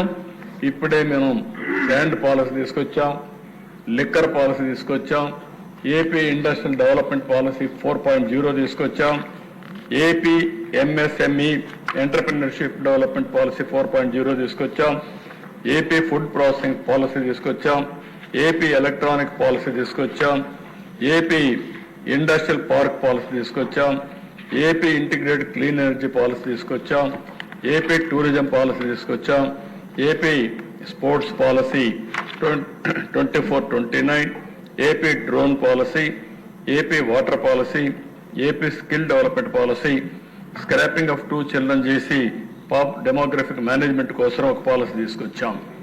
ఇవి యాజ్ ఆన్ టుడే వచ్చాయి. ఇంకొక 5-10 పాలసీలు వస్తాయి. అల్టిమేట్ గా పాలసీ ఫ్రేమ్ వర్క్ కూడా రెడీ అవుతా ఉంది. ఇంకా ఇది ఎగ్జిక్యూషన్ మన పని. ఇది ఎగ్జిక్యూషన్ చేయగలిగితే ఏదైనా సాధ్యం. అందుకే దీనికి ఎక్కడ పాలసీలు కావాలని పాలసీ ఫ్రేమ్ వర్క్ ఇస్తాం. ఇంకెవరికి డిస్క్రిప్షన్ లేదు. ఎవరు వచ్చినా వాళ్ళకి ఏం కావాలో ఫెసిలిటేట్ చేసుకుంటూ ముందుకు పోతాం. నెక్స్ట్ ఇక్కడికి వచ్చినప్పుడు ఈ పాలసీల ప్రభావం అప్పుడే మన మీద కనపడస్తా ఉంది. పాలసీలు ఉంటేనే సరిపోదు, దానికి సరైన నాయకత్వం ఇచ్చే ఆలోచన మనకు ఉండాల్సిన అవసరం ఉంది. ఈరోజు ల్యాండ్ అలాట్మెంట్ చేస్తే ఏపీఐసిలో 3,500 కోట్లు పెట్టుబడులు వచ్చాయి. 9,573 కోట్ల మందికి ఉద్యోగాలు వస్తున్నాయి.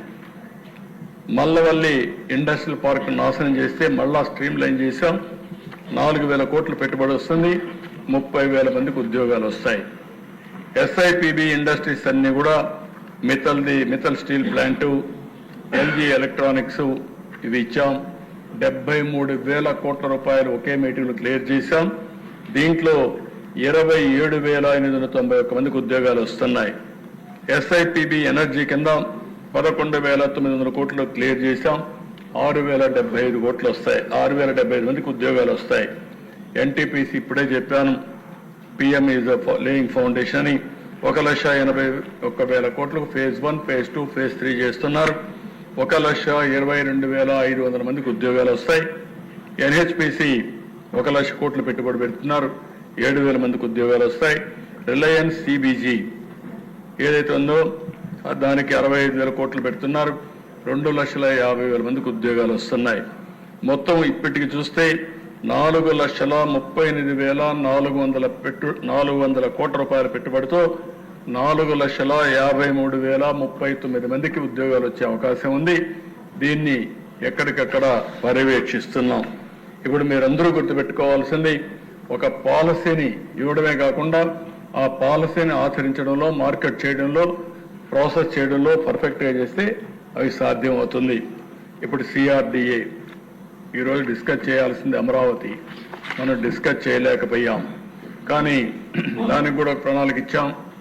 అన్ని కూడా టెండర్స్ అన్ని కూడా క్యాన్సిల్ చేసి మళ్ళా టెండర్స్ అన్ని పిలిచాం. ఇవన్నీ పిలిచి దానికి కూడా క్లియర్ కట్గా నెక్స్ట్ మీరు చూస్తే 15/12/2024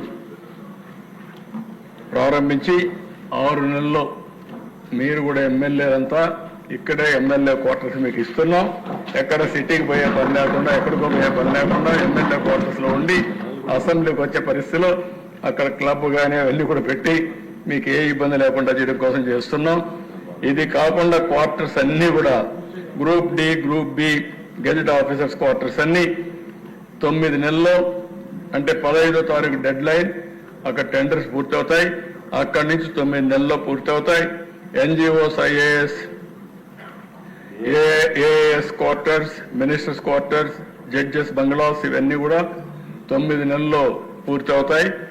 ఎల్పిఎస్ ఇన్ఫ్రాస్ట్రక్చర్ జోన్ 1, 2, 3, 4, 5, 6 ఇవన్నీ 24 నెలల్లో పూర్తి చేస్తాం. ఎల్పిఎస్ ఇన్ఫ్రాస్ట్రక్చర్ 7, 8, 9, 10, 11, 12A 24 నెలల్లో పూర్తి చేస్తాం. సెక్రటరియట్ టవర్స్ 30 నెలల్లో పూర్తి చేస్తాం. హైకోర్టు 30 నెలలు, అసెంబ్లీ 30 నెలలు, public private sector land allotments అన్ని కూడా పూర్తి చేసి బిల్డింగ్లు కూడా 24 నెలల్లో పూర్తి చేయాలనుకుంటున్నాం. మాక్సిమం 30 నెలల్లో 3 దగ్గర 30 నెలలు అంటే లెస్ దెన్ 3 years. 3 సంవత్సరాల్లో అమరావతికి ఒక షేప్ తీసుకొచ్చి మళ్ళీ ఇక్కడ గర్వపడేవిధంగా అమరావతి వస్తుంది. దానికి కూడా స్టార్ట్ చేస్తున్నాం. దీనికి కూడా ఒక 50,000 కోట్ల రూపాయలు పెట్టుబడి పెడుతున్నాం. కాబట్టి 50,000 కోట్ల రూపాయలు ప్రాథమిక అంచనా. దీనికోసం ముందుకు పోతున్నాం అని చెప్పి కూడా మీకు తెలియజేస్తున్నా. ఇది నీకు చాలా కోరిక ఉంది. మీది ఊరే కాబట్టి అవసరం లేదు మీకు. చూద్దాం, ఒకసారి ఆలోచించి. ఫస్ట్ వచ్చారు కాబట్టి ఎమ్మెల్యేస్ అందరూ, వాళ్ళు కూడా మళ్ళీ రావడానికి, అదే మరి హైదరాబాద్లో కూడా ఇచ్చాం. దాన్ని ఒక ట్రాన్స్పరెంట్గా ఏం చేయాలో ఆలోచించి అది కూడా చేస్తాం. ఇక్కడికి వచ్చినప్పుడు పోలవరం మీరు ఒకసారి చూస్తే 14, 19, 7 మండలాలు తీసుకొచ్చాం. 11,702 కోట్లు ఖర్చు పెట్టాం. అది ఈరోజు 55,548 కోట్లు అవుతుందని 17, 18లోనే సిడబ్ల్యూసీ అందరూ కూడా అప్రూవ్ చేశారు. 72% పూర్తి చేశాం. ఇంకో పక్క వరల్డ్ రికార్డ్, అది Guinness record, 32,315 cubic metre concrete వేయించాం. అదే మరి వీళ్ళు వచ్చిన తర్వాత మీరు చూస్తే 3.84% పనులు చేసి మొత్తం డ్యామేజ్ చేసి డయాఫామ్ వాల్ నాశనం చేస్తే ఇప్పుడు మళ్ళా డయాఫామ్ వాల్ కొత్తగా కట్టే పరిస్థితికి వచ్చాం. ఏదేమైనా వే ఫార్వర్డ్ మీరు చూస్తే 12,157 కోట్లు గవర్నమెంట్ ఆఫ్ ఇండియా ఇచ్చారు. అదే మరి ఈరోజు చూస్తే డయాఫామ్ వాల్ కూడా ఏజెన్సీని ఫిక్స్ చేసేసాం. రేపు రాబోయే రోజుల్లో ప్రిపరేటరీ వర్క్స్ అన్ని పూర్తయినాయి. డయాఫామ్ వాల్ అయితే మార్చి 2026కు పూర్తవుతుంది. ప్రాజెక్ట్ పూర్తిగా డిసెంబర్ 2027 లోపల ఎట్టి పరిస్థితుల్లో పోలవరం ప్రాజెక్టు పూర్తి చేసి జాతికి అంకితం చేస్తాం. నెక్స్ట్, ఇది పోలవరం సైట్ ప్రాజెక్ట్. ఇప్పుడు ఇది మీకు బ్రాడ్గా చూపించినప్పుడు ఏ విధంగా ప్రిపేర్ చేసి చూపించాం, 10 ప్రిన్సిపల్స్ చూపించాం, మిగిలిన ఫ్యామిలీ వ్యవస్థ ఇవన్నీ కూడా చెప్పాం. ఏ విధంగా భవిష్యత్తులో ముందుకు పోవాలో చెప్తూనే ఇప్పుడు యూస్ కేసెస్ కూడా ఏ విధంగా మనం ఈ 4 నెలల పాలసీల వల్ల ఏమేం చేసాం అవి కూడా మీకు చూపించాం. ఈరోజు భవిష్యత్తులో మానిటరింగ్ మెకానిజానికి leadership council, steering committee, state లెవెల్లో ఒక విజన్ మేనేజ్మెంట్ యూనిట్ పెడుతున్నాం. రాష్ట్ర స్థాయిలో ఒక విజన్ మేనేజ్మెంట్ యూనిట్ పెట్టి దానికి కావాల్సిన advisory committee, professional support, line departments, districts అన్ని కూడా అనుసంధానం చేస్తాం. ఏదైతే మనందరం గుర్తుపెట్టుకోవాల్సింది, మానిటరింగ్ మెకానిజం ఎగ్జిక్యూషన్ పర్ఫెక్ట్గా ఉంటే మనం అనుకున్న లక్ష్యాలన్నీ కూడా కరెక్ట్గా ఉంటాయి. అందుకని స్టేట్ లెవెల్లో ఒక మెకానిజం తయారు చేస్తున్నాం. ఇది అయిన తర్వాత డిస్ట్రిక్ట్ లెవెల్లో డిస్ట్రిక్ట్ విజన్ మేనేజ్మెంట్ యూనిట్ ఒకటి తయారు చేస్తాం. Economic growth, quality of life, real time governance అన్ని కూడా పెట్టి అక్కడనే మానిటర్ చేస్తూ వాళ్ళు చేసే యాక్టివిటీస్ అన్ని ఆన్లైన్లో అనుసంధానం చేసి రియల్ టైంలో మానిటర్ చేసే పరిస్థితి వస్తుంది. అదే సమయంలో మండల్ లెవెల్లో కూడా ఇది చేసి ముందుకు పోతున్నాం. అంటే 3 లెవెల్స్లో, 1 స్టేట్, 2 డిస్ట్రిక్ట్, 3 మండల్ లెవెల్లో కూడా చేస్తాం. దీనికి విజన్ డాక్యుమెంట్స్ అన్ని తయారు చేసుకొని ముందుకు పోతాం. ఇక్కడ క్లియర్గా key performance indicators, standard operation procedures అన్నీ పెడతాం. ఏ వ్యక్తి ఏ విధంగా పనిచేయాలి, పని చేయకపోతే స్టాండర్డ్ టైంలో పని చేయకపోతే ఎందుకు చేయలేదు, నెక్స్ట్ ఏ విధంగా ఎక్సలరేట్ కావాలి, అవసరమైతే కొంచెం అడ్మినిస్ట్రేటివ్ రిఫార్మ్స్ కూడా తీసుకొస్తాం. టెక్నాలజీ పెరిగింది, బిజినెస్ రూల్స్ అన్ని ఓల్డ్లో ఉన్నాయి, అవి అవుట్డేటెడ్గా ఉన్నాయి. ఇప్పుడు టెక్నాలజీ అంతా కూడా ఫ్యూచరిస్టిక్గా వచ్చేసింది. ఈ 2 అనుసంధానం చేసి ఏ విధంగా చేయాలనో మొత్తం ఆలోచించి దానికి కూడా రిఫార్మ్ చేస్తాం. రాష్ట్రాన్ని మొత్తం మనం చూస్తే అమెరికాలో ప్రెసిడెంట్ ట్రంప్ వస్తానే ఒక 2-3 టాప్ పీపుల్ని పెట్టి కంట్రీలో అడ్మినిస్ట్రేటివ్ రిఫార్మ్స్ తీసుకొచ్చారు. మనం కూడా ఎవరైతే ఎలాన్ మస్క్ అని రామస్వామిని 2 పెట్టి వారు కూడా తెచ్చే పరిస్థితి వచ్చారు. మనం కూడా అవన్నీ ఆలోచిస్తాం. ఆలోచించి ఏమేం చేయాలో చేస్తూనే ప్రైమరీ, సెకండరీ, టెరిషరీ ఈ 3 సెక్టర్స్లో మీరంతా కూడా మనం ఎకానమీ జిఎస్టిపిని మానిటర్ చేస్తాం. ఇంకొక పక్కన మనం సేవలు అందిస్తూ ఉంటాం. 1 మనం ఇచ్చే వెల్ఫేర్, 2 మనం ఇచ్చే రెగ్యులేటరీ సర్వీసెస్, ఇవన్నీ కూడా వేరియస్ థింగ్స్ పెట్టుకొని అల్టిమేట్గా ప్రజలకు సాటిస్ఫాక్షన్ ఉండే విధంగా ట్రాన్స్పరెంట్గా ఎక్కడికక్కడ పనులు చేసే విధానానికి శ్రీకారం చుడతాం. దీనివల్ల చాలా వరకు ఒక పాజిటివ్ అట్మాస్ఫియర్ క్రియేట్ అవుతుంది, ప్రజలు కూడా ముందుకు వచ్చే పరిస్థితి వస్తుంది. అదే మరి ఎక్కడికక్కడ క్లియర్ మెజరబుల్ ఆబ్జెక్టివ్స్ పెట్టుకుంటూనే, అదే మరి ఇంకొక పక్కన మీరు చూస్తే division and roles and responsibility అక్కడ డిస్ట్రిక్ట్ మండల్ లెవెల్కి తీసేపోయి అన్ని ఏరియాల్లో జవాబుదారీతనం తీసుకొస్తాం. రేపు రాబోయే రోజుల్లో ఒక ఆఫీసర్ ఇప్పుడు నేను చూస్తున్నాను, మానవతా దృక్పథంతో హ్యూమన్ యాంగిల్లో మీరు ఆలోచించి సమస్యల పరిష్కారం చేయమంటే మనం ఒక పిటిషన్ పంపిస్తే ఆయన పైకి పంపిస్తాడు, అంటే కిందికి పంపిస్తాడు, డిస్పోజ్ అయిపోయింది అంటాడు. ఇది కరెక్ట్ డిస్పోజల్ కాదు. డిస్పోజల్ అంటే ఆ సమస్యకు పరిష్కార మార్గం చూపించడం, హ్యూమన్ యాంగిల్లో ఆలోచించడం. అంతేకాకుండా పక్క వాళ్ళకు పంపిస్తే మళ్ళా అతను తిరుగుతానే ఉంటాడు. 5 ఏళ్ళు 10 ఏళ్ళు 20 ఏళ్ళు తిరుగుతున్నారు, జీవితాంతం తిరిగే పరిస్థితి వచ్చారు. తిరిగి తిరిగి విసిగిపోయి కొంతమంది జీవితాలు వదులుకునే పరిస్థితికి వచ్చారు. కొంతమంది అయితే లిటిగెంట్స్ గా తయారైపోయి సమాజం పట్లనే అసహించుకునే పరిస్థితికి వచ్చారు. అందుకే దీనికి ఎక్కడో ఇక్కడ పరిష్కార మార్గం పెట్టాలి. నేను అదే ఆలోచిస్తున్నా. టెక్నాలజీ ఒక హ్యాండీగా వచ్చింది, దీన్ని కూడా ఉపయోగించుకుందాం. ఉపయోగించుకుని నేను రాష్ట్రంలో ఉండే అధికార యంత్రాంగానికి పిలిపిస్తున్నాను. ఈ రాష్ట్రం బాగా నష్టపోయాం. ఇప్పుడు కూడా తెలివైన వాళ్ళు ఇక్కడ ఉన్నారు, కానీ ఇక్కడ ఉండే వాళ్ళు ప్రపంచం అంతా రాణిస్తున్నారు, కానీ ఇక్కడ రాణించలేకపోతున్నారు. దానికి కారణం ఏంటి? ఈరోజు దక్షిణ భారతదేశంలో తక్కువ జిఎస్టిపి వచ్చే రాష్ట్రం, తక్కువ ఆదాయం వచ్చే రాష్ట్రం, తక్కువ తలసరి ఆదాయం వచ్చే రాష్ట్రం ఆంధ్రప్రదేశ్ రాష్ట్రం. ఇది ఏమాత్రం కూడా ఆమోదయోగ్యం కాదు. దీన్ని మనందరం కూడా ఆలోచించాల్సిన అవసరం ఉంది. అదే మాదిరిగా అధికార యంత్రాంగాన్ని కూడా కోరేది, మానవతా దృక్పథంతో ఆలోచించండి. ఆలోచించి సమస్యల పరిష్కారానికి మీరు ముందుకు రండి. అందరం కలిసి పనిచేద్దాం.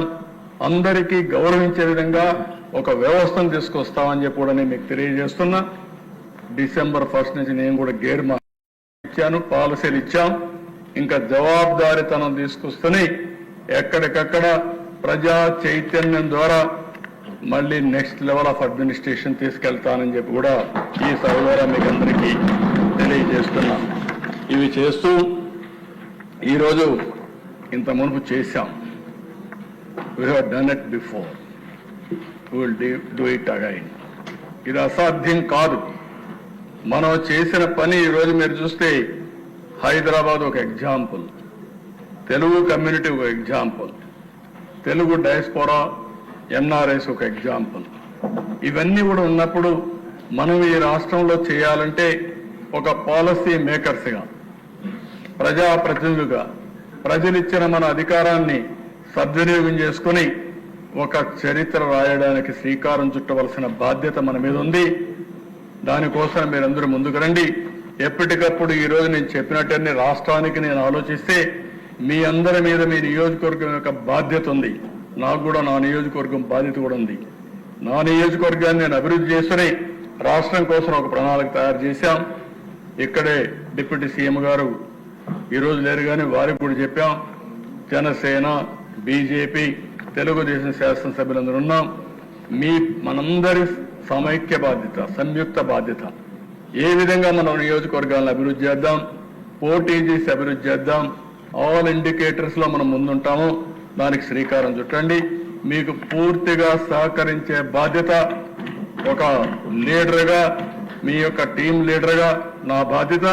దాన్ని ఉపయోగించుకోవడం మీ అందరి యొక్క బాధ్యత మరొకసారి తెలియజేసుకుంటూ, ఈరోజు మనం పెట్టిన విజన్ 2047, ఆ రోజు విజన్ అంటే నవ్వారు, ఇప్పుడు నవ్వేవాళ్ళు లేరు.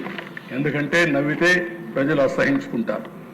అప్పుడు ప్రజల్ని మభ్యపెట్టడానికి ఈయన విజన్ మాట్లాడుతున్నాడు, 420 అని మాట్లాడే పరిస్థితికి వచ్చారు. కానీ ఈ రోజు అన్ని కూడా ప్రూవ్ అయినాయి, ప్రూఫ్ ఆఫ్ కాన్సెప్ట్ ఉంది, అందరూ యాక్సెప్ట్ చేసే పరిస్థితికి వచ్చారు. నేను ఒకటే చెప్తున్నా, ఏది అసాధ్యం కాదు, సాధ్యం. అది సాధ్యం చేయడానికి మనం ముందుకు పోతున్నాం. అదే సమయంలో మీరు అనుకున్నంత ఈజీ కాదు. ఆ విషయం కూడా నేను చెప్తున్నా ప్రజలందరికీ. డబ్బులు 10 లక్షల దగ్గర 9,74,000 కోట్ల రూపాయలు అప్పు కట్టాలి, సర్వీసింగ్ చేయాలి, సంపద సృష్టించాలి, ఆదాయాన్ని పెంచాలి. పెంచిన ఆదాయం సూపర్ 6 కానీ, అదే సమయంలో మనం ఇచ్చిన ఎన్నికల మేనిఫెస్టోలో ఇచ్చినటువంటి హామీలు కానీ నెరవేర్చాలి. మళ్ళీ మనం అభివృద్ధికి డబ్బులు ఖర్చు పెడితేనే మళ్ళా సంపద సృష్టిస్తాం. కాబట్టి అంత ఈజీ అని నేను చెప్పను, కానీ అసాధ్యం మాత్రం కాదు. కేంద్రం సహకరించాలి.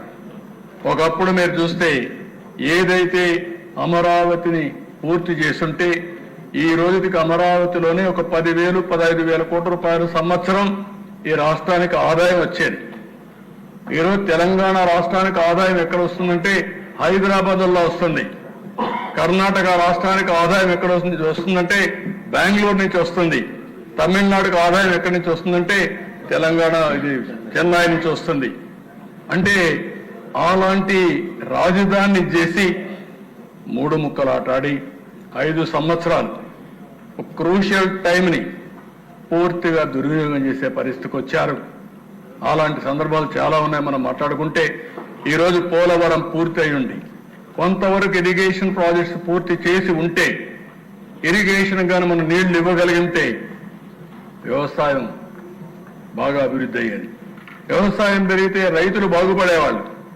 రైతులు పండించిన పంటల వల్ల జీఎస్టీపీ వచ్చేది. రైతులకు కొనుగోలు శక్తి పెరిగితే వాళ్ళు కొనుగోలు చేసిన వస్తువుల వల్ల ప్రభుత్వానికి ఆదాయం పెరిగి పేదరిక నిర్మూలనకు ఉపయోగపడేది. ఇవన్నీ కూడా మనం ఆలోచించుకొని ముందుకు పోవాల్సిన అవసరం ఉంది. ఈరోజు ఈ కార్యక్రమాన్ని 2047 విజన్ డాక్యుమెంట్ స్వర్ణ ఆంధ్రప్రదేశ్ని వీలైనంత తొందరలోనే ఇనాగరేట్ చేస్తాం. మీ అందరికీ చెప్పాం, మీరు కూడా ఫీడ్బ్యాక్ ఇవ్వండి. ఇప్పుడు చెప్పగలిగితే చెప్పండి, కాకపోతే మీరు రాసివ్వండి. ఇంకా వినూత్నమైన ఆలోచనలు మీకు వస్తే ఆ ఆలోచనలు కూడా ఇవ్వండి. అన్ని ఆలోచనలు ఎగ్జామిన్ చేస్తాం, ఫైనల్గా అడాప్ట్ చేస్తాం. ఇది అడాప్ట్ చేయడమే కాదు, మీకు అందరికీ విజ్ఞప్తి చేస్తున్నా, ప్రజలకు విజ్ఞప్తి చేస్తున్నా, జవాబుదారీతనంగా పనిచేస్తాం. ఈ రోజు నేను తయారు చేసే విజన్ 4.0 విజన్ వర్షన్ 1. ఈ వర్షన్ 1 2047కి ఇస్తాం. ఎవ్రీ ఇయర్ మళ్ళా మారిన పరిస్థితులకు అనుగుణంగా వర్షన్లు మారుతూ ఉంటాయి. 5 ఏళ్లలో 4.0 వస్తుంది, 4.1 వస్తుంది, 4.2 వస్తుంది, 4.3 వస్తుంది. 5 ఏళ్లకు 5 వస్తాయి. 5 చేసిన తర్వాత ఎవ్రీ ఇయర్ ప్రజలకు మళ్ళా చెప్తాం, మీరు ఇది చెప్పాం, ఇది మేము చేశాం. ఎక్కడన్నా చేయలేకపోతే ఎందుకు చేయలేం కూడా ఎక్స్ప్లెనేషన్ ఇస్తాం. మళ్ళీ అడుగుతాం మ్యాండేట్. మళ్ళీ నా 5వసారి ముఖ్యమంత్రులు అయ్యి మనం అందరం మళ్ళా తిరిగి వచ్చి విజన్ 5.0 తీసుకొస్తాం. 2047 వరకు ఇప్పుడు మీరు చూస్తే గుజరాత్లో మీరు చూశారు, 30 ఏళ్లుగా ఒకే పార్టీ ఉంది, బీజేపీనే ఉంది అక్కడ. లేకపోతే చాలా రాష్ట్రాల్లో మొన్నే హర్యానాలో 3 సార్లు వాళ్ళే గెలిచే పరిస్థితికి వచ్చారు.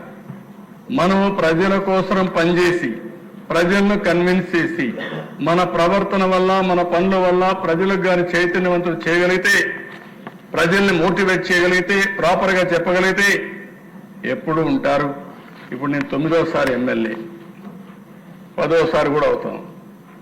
అంటే నేను ఎందుకు మాట చెప్తున్నానంటే అక్కడ వరుసగా ఓటేస్తున్నారు. ఇప్పుడు మొన్నటి వరకు 8 సార్లు వేశారు, 9వసారి ఓటేస్తారు.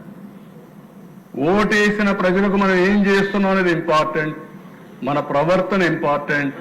వాళ్ళు మనల్ని ఆమోదించాలి, వాళ్ళ కోసం మనం పనిచేసిన నమ్మకాన్ని కలిగించాలి. వాళ్ళ జీవితాల్లో మార్పు తీసుకురాగలిగితే ప్రజలు మనతోనే ఉంటారు. అది చేయాలని మిమ్మల్ని కోరుకుంటూ ఆ దిశగా మీరందరూ ఆలోచించి ముందుకు వస్తారని చెప్పి మరొక్కసారి విజ్ఞప్తి చేస్తూ అందరికీ నమస్కారాలు. రాష్ట్ర ప్రజలందరికీ కోరుకున్న దిశ మీ ద్వారా ఈ రోజు మేము ఇచ్చిన డాక్యుమెంట్ ఒక చరిత్ర. ఇక్కడ ఎమ్మెల్యేస్ మీ నియోజకవర్గంలో మీరేం చేస్తారో ఆలోచించండి. ప్రజలు కూడా 2047కి మీరు ఎక్కడుంటారో మీరు కూడా ఆలోచించండి.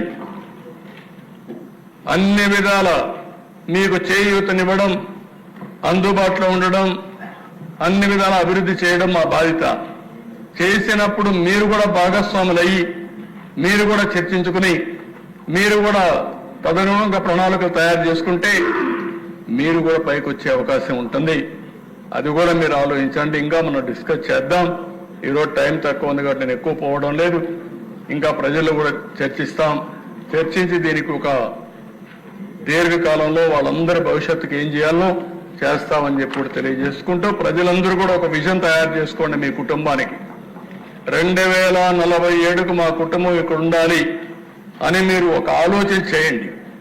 ఆ ఆలోచన చేయగలిగితే అది వినూత్నమైన మార్పులు తీసుకొస్తుంది.